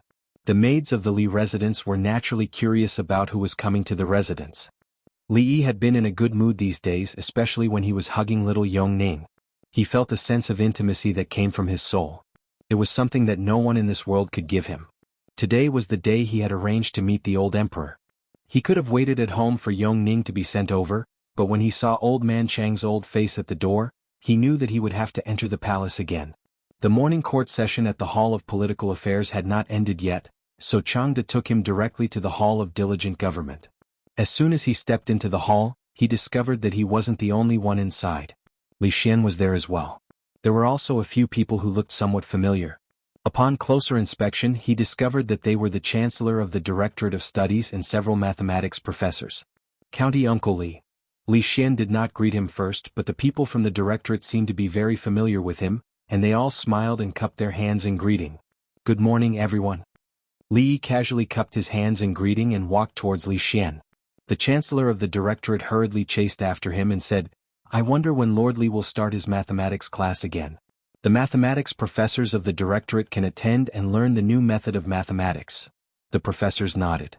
His Majesty had decreed that all students of the Imperial College had to learn the new mathematics. However, the problem was that the professors who were in charge of teaching them did not know much about it. These days, the mathematics professors of the Directorate of Imperial College had been anxious to the point of insanity. They were afraid that the Imperial Court would have something for them to calculate again. Once or twice could be forgiven, but if they made a few more mistakes and caused a loss of tens of thousands of taels of silver to the national treasury, it would be hard to say whether they could still keep their heads on their necks. "I won't be free for the next few months. Let's talk about it after the new year." The chancellor of the directorate's face twitched and several professors of mathematics looked horrified. After the new year? Anything could happen in 5 months.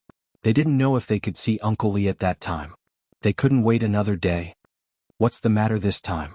Li Yi ignored the people from the directorate and walked over to ask. Li Xian shook his head and said, "I don't know. I was also summoned to the palace early in the morning." Li Yi frowned. His intuition told him that trouble was coming.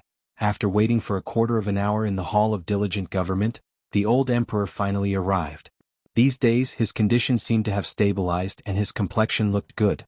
In all fairness, Li Yi hoped that the old emperor could live a few more years, so that he could also live a few more years in peace. "Today I asked you to come here because I have an important matter. I have thought about it for a long time and I still intend to entrust it to you." After sitting down, Emperor Jing said directly. When he spoke, he looked at Li Yi and Li Xian. "A few days ago, because of the chessboard and rice, I and many officials almost fell into the trap of the envoy of the Qi kingdom.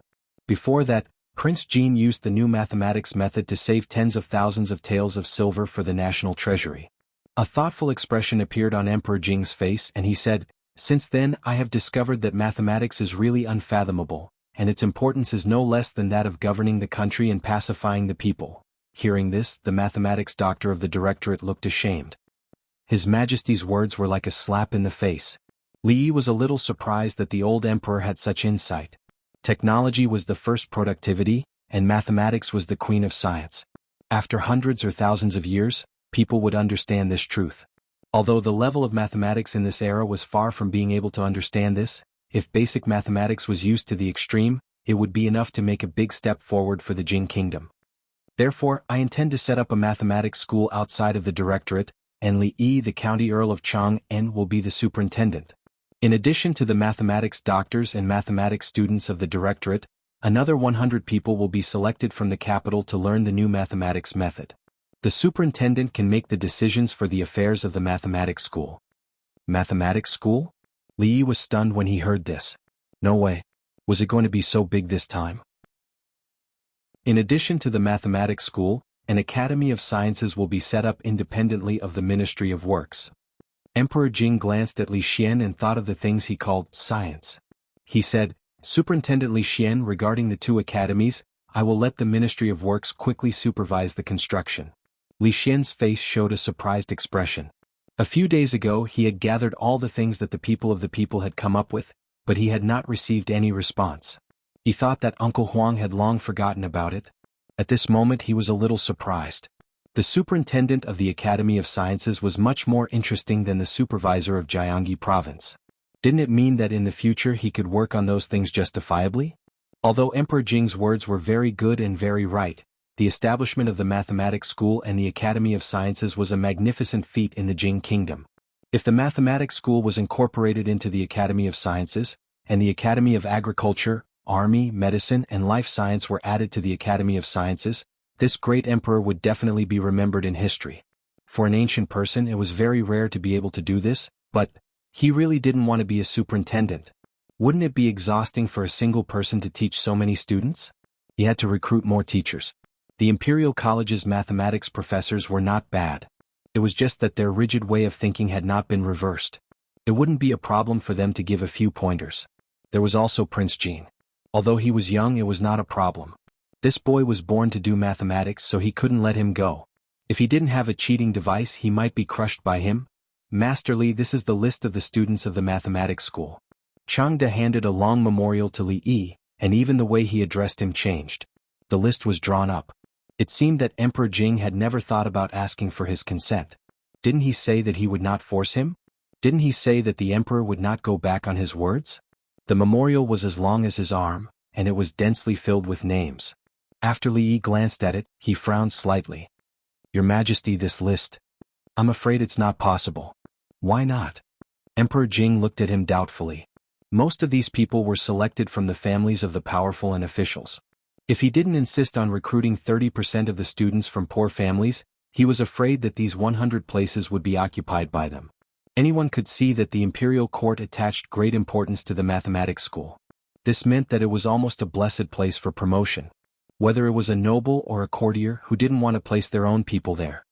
I forgot to bring a small notebook. Li Yi touched his waist sleeve and said with some depression. What? The doubt on Emperor Jing's face was even stronger. Nothing. Li Yi raised his head and said with a serious face, Your Majesty, you may not know that mathematics is the same as writing poetry and playing chess. It is also about talent. Talented people can master extremely profound knowledge in a short period of time, just like Prince Jin. However, there are also some people who don't have talent in mathematics. No matter how hard they work, they won't achieve much in their lifetime. Emperor Jing nodded. Although he didn't know much about the new mathematics, what Li Yi said just now was true everywhere. Every path was about talent. Old General Shui couldn't write beautiful essays, and Prime Minister Qin couldn't lead troops to war. However, in fact, when they were young, there was no difference in the education they received. It was nothing more than a matter of talent. That makes sense. In your opinion, how should the students of the mathematics school be selected? Emperor Jing agreed with Li Yi's opinion and looked at him and asked.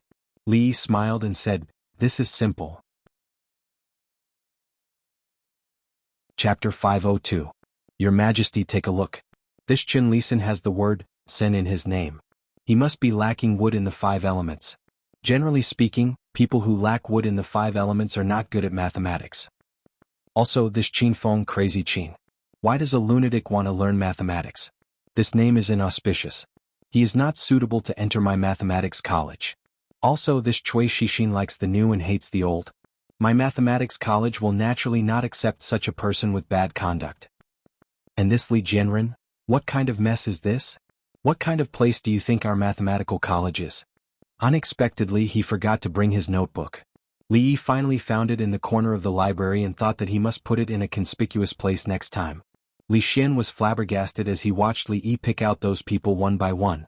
The Chancellor of the Directorate and several mathematics professors were dumbfounded. Was this how the Divination Academy recruited students? Those who lacked wood in the 5 elements would not be accepted. Those with inauspicious names? How was his name inauspicious? Qin Feng was Crazy Qin? Chui Shixin liked the new and hated the old. Was Li Jianren equal to Bitch Li? His Majesty was here.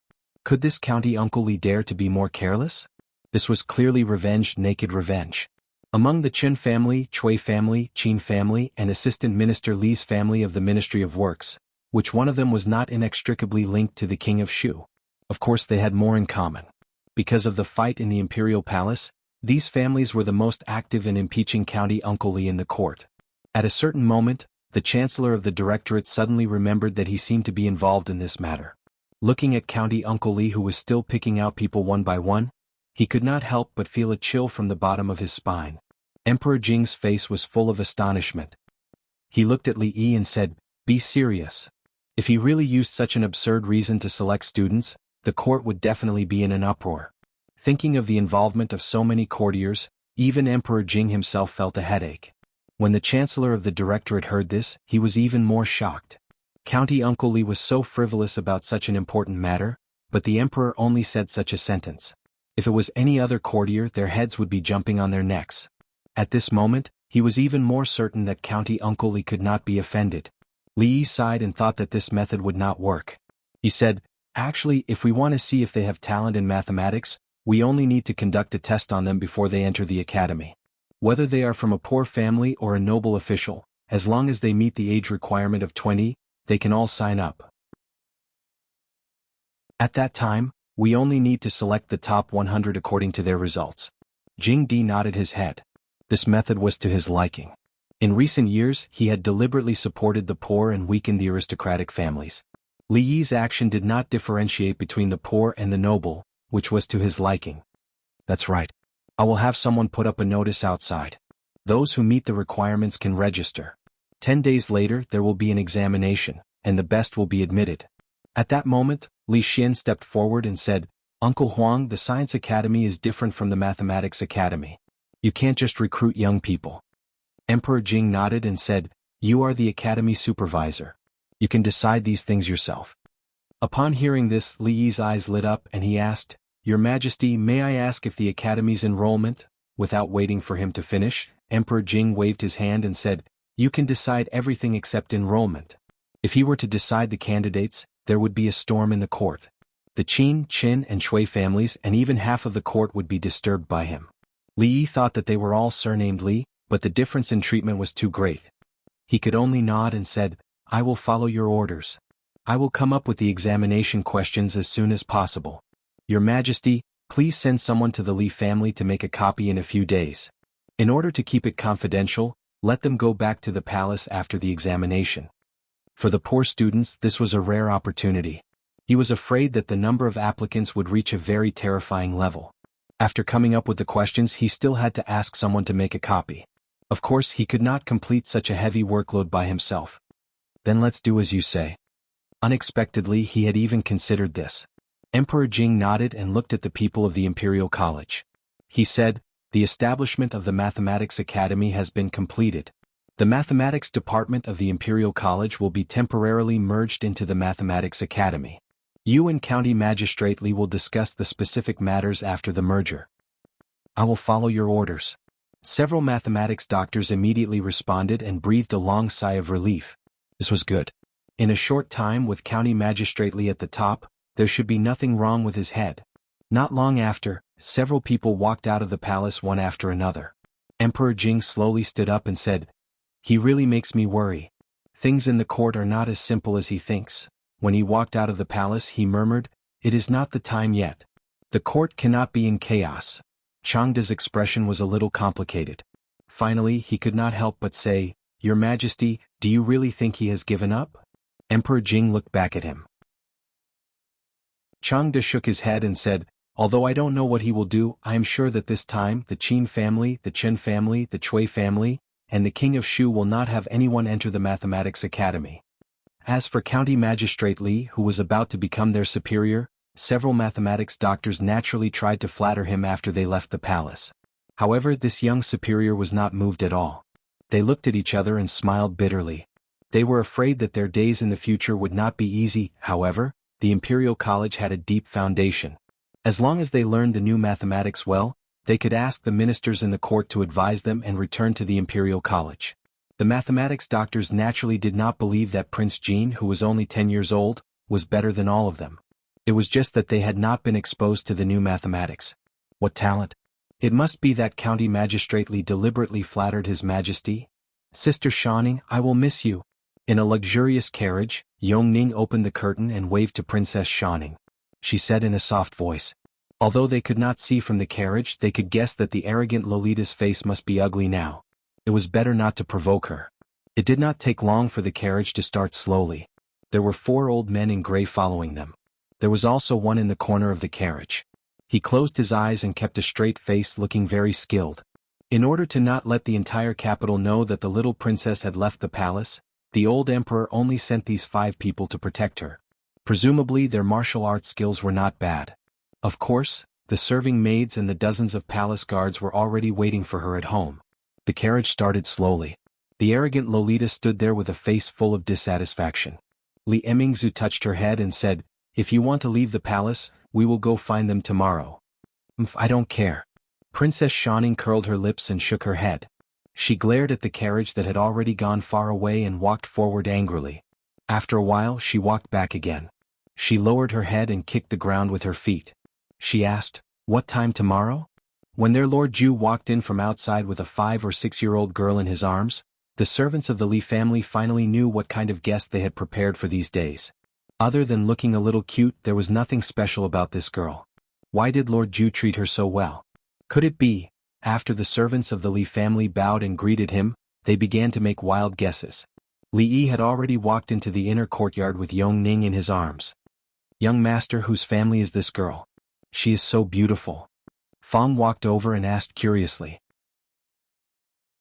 An old man in gray followed behind Li Yi and was about to step in when Fang suddenly reached out and said, "You can't go in here."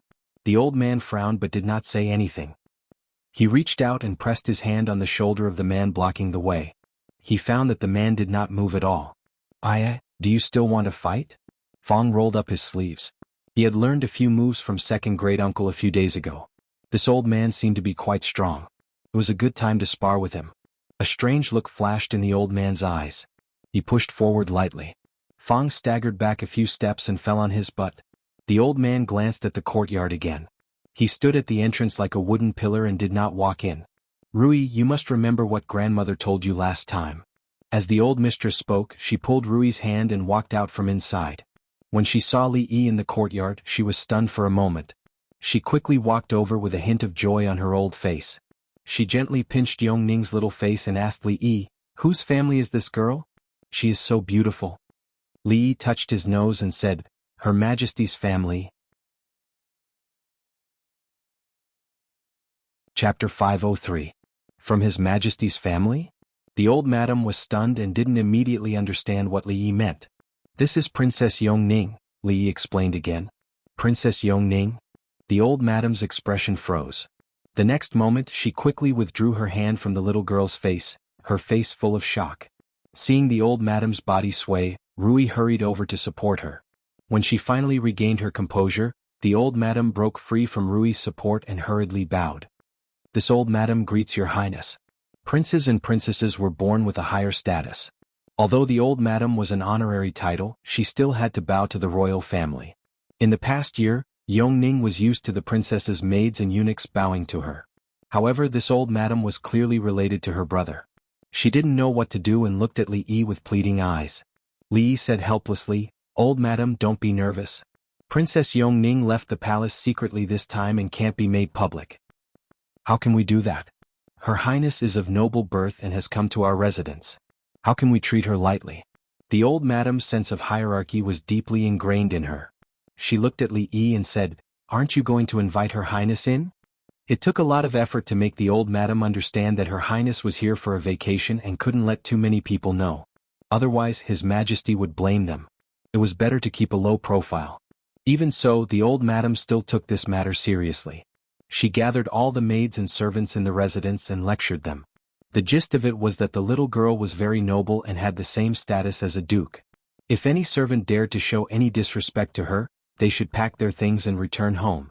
In this day and age, it was easy to find a servant's job, but to find a place like the Li residence, where the money on the surface was just for show, and as long as one performed well, one could become rich in a few months, was as difficult as ascending to the heavens.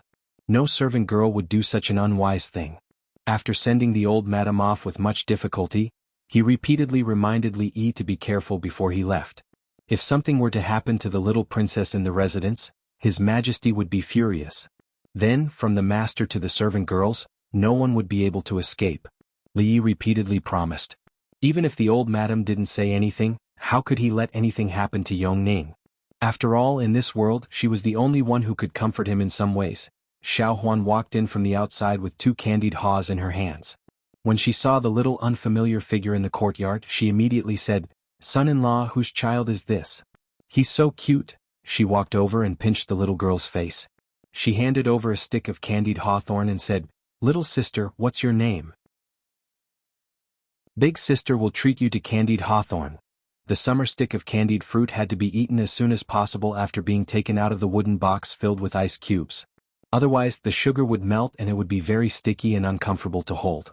Princess Yongning sat in the shade of the courtyard, eating candied fruits that she hadn't eaten for a long time. Although the candied fruit had melted due to the hot weather and the taste wasn't as good as she remembered, she still ate it with relish. After all, no matter how bad it tasted, it was still candied fruit. Xuanhuan hid in the room with a pale face and didn't dare to come out. Thinking that she had just pinched the princess's face, tears welled up in her big eyes. That was the princess, the emperor's daughter. If the emperor knew, would he arrest her and punish her? It was said that disrespecting the princess would result in being beheaded. Xuanhuan didn't want to be beheaded, but it was the emperor. Would the young master and miss save her? Li Yi shook his head helplessly.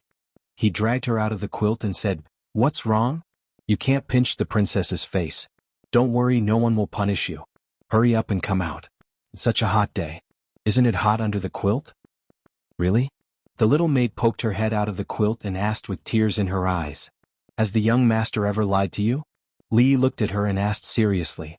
The little maid sniffled and said in a low voice, "Yes, many times." He dragged the little maid out of the room and said, "If you want to pinch it, you can pinch it a few more times. Tomorrow there will be 2 more princesses coming. You can... No, you can only pinch the little one." Although she didn't have to worry about being arrested and punished, Xuanhuan was still a little afraid of the legendary princess. She hid in the distance and didn't dare to approach. Seeing this, Li Yi didn't force her. Anyway, she was going to stay here for 2 months. She would get used to it after 2 days. Outside the courtyard, Fang patted the dust off his butt and crossed his arms. He looked at the old man in gray standing at the door with a suspicious gaze. Sometimes, he smacked his lips and his face showed a look of amazement. Of course, he was not only amazed at the old man's great strength, but also surprised that he could stand there for an hour without moving. If he didn't observe carefully and could still feel the old man's breath, he would definitely think that he was a dead man. "Go away." Just as old Fang's face was about to reach the old man suddenly opened his eyes and said coldly, "Old Fang, don't worry." Old Fang jumped to the side and glared at the old man. Then he curled his lips, dusted off his butt and walked away. What's so great about being able to fight? In 30 years he could break the old man's bones with one hand. If the old man was still alive in 30 years, then 40 years, 50 years, I can't outlast second granduncle, but I can't outlast you. The old man indifferently glanced at the man who possessed a monstrous strength and shook his head. He turned his head to look at the courtyard beside him and heard the clear laughter of the little princess coming from inside. He turned his head and once again closed his eyes. The order they received was to deal with some emergencies. His Majesty specifically said that they shouldn't interfere with anything about County Uncle Lee except for that. In the clean courtyard, there was a swing hanging from a huge tree that could cover half of the courtyard. At this time the sun was about to set. Li Yi pushed Yongning, who was sitting on the swing. He had become more and more accustomed to her smile, and his heart was inexplicably relaxed. "What did the old madam say to you just now?" Li Yi turned his head and asked her. "No, nothing." Rui blushed slightly and said immediately as if she thought of something. "My husband likes children very much." She stood beside Li Yi and saw the genuine smile on his face. She could clearly feel his mood. It was a happiness that she had never seen before. She stared at him in a daze. Li Yi pushed the swing again and said, "Yes, it's so nice to have 1 or 2 children and a lively home." Rui nodded and said no more. At this moment, Li Yi carefully pushed the swing and didn't notice that Rui bit her lower lip and a flash of disappointment on her pretty face.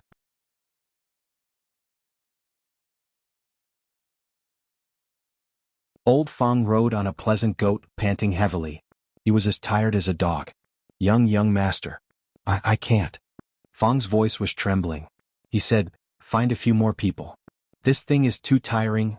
Li Yi looked at him and said, "Second granduncle said that you have to break through the limit in order to make progress. Otherwise it will be a waste of talent."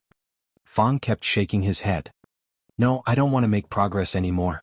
This work is not done by a human. Even a donkey would be good." Li Yi thought for a moment and said, "That's right. I didn't think it through. Recently, there is a small gang in the Jade Yard that often makes trouble in several shops. I originally wanted you to keep an eye on it. Since you are so tired, then stay at home and have a good rest. Let Mrs. Fang make more delicious supplements for you. I will see if old Sue and the others have time." Fang got up from the pleasant goat and said angrily, "What? Which small gang has the guts to make trouble for us? Young master, don't worry. I will definitely go and see more in the next few days. If they dare to come again, I will crush their balls. You'd better rest more." Li shook his head and said, "Remember to find a donkey later. Ordinary people can't turn this thing." Fang shook his head like a rattled drum. He waved his hand and said, "Don't look for a donkey. I am here. That animal needs to eat, drink and poop. It is dirty and troublesome. Besides, it is not good to scare children." Fang's face was full of righteousness. "Second granduncle said that I have to break through the limit of physical strength. He is right. I will turn this thing." Fang went to inspect the territory around the Jade Yard. The proud Lolita changed into a less flamboyant dress and replaced the golden hairpin with a jade hairpin. She was led by Princess Royal Highness and walked on the street. She was curious about everything she saw. She bought a lot of things along the way. Several guards followed behind her were so full of things that they could hardly see the road. But today the role of these guards was just to carry the bags. Several ordinary old men were scattered around and closely observed everything around. The imperial notice was posted yesterday. As of this morning, there are already nearly 1,000 people who have signed up. Emingzu turned to look at Li Yi and said, "This is only the first day. In 10 days, the number of people who have signed up will be very terrifying." Li Yi was not surprised. The emperor valued mathematics so much that everyone in the court did not know about it. Naturally, it could not be hidden from the other students in the capital. This was a broad road to promotion. It was a shortcut that could not be more convenient. Mathematics was not valued before and there was a shortage of talents. It could be said that as long as one entered the mathematics school, they would not dare to ask for a promotion, but a promotion was inevitable. Li Yi thought for a moment and said, "Let the Imperial College choose. We can't let just anyone in. 200 children of nobles and officials, 800 scholars from poor families. In the end, 1 in 10 will be chosen." Emingzu agreed with Li Yi's suggestion and said, "I will go back to the palace and report to my father. But out of the 1,000 people, there are only 200 children of nobles and officials. Isn't that too little?" Who did not want a share of the pie in the mathematics school? Emingzu knew that if it were not for her father's rule that there had to be places for scholars from poor families, the officials would probably want the mathematics school to be filled with their people. Li Yi said, "It doesn't matter. I am the superintendent. If anyone has an opinion, let them come to me." Mingzhu's mouth opened slightly, but she still did not say anything. Li Yi was different from all the noble officials. He was in the court but he was also outside of it. Other than her father, no one had the right to order him around. The mathematics school was not under the jurisdiction of any department. Unless her father spoke, no one could change his decision. However, her father would definitely approve of reducing the number of children of officials and would not object. "Brothel, is this a brothel?" The proud Lolita shouted again. She pulled Li Yi and said, "Let's go in and listen to the opera.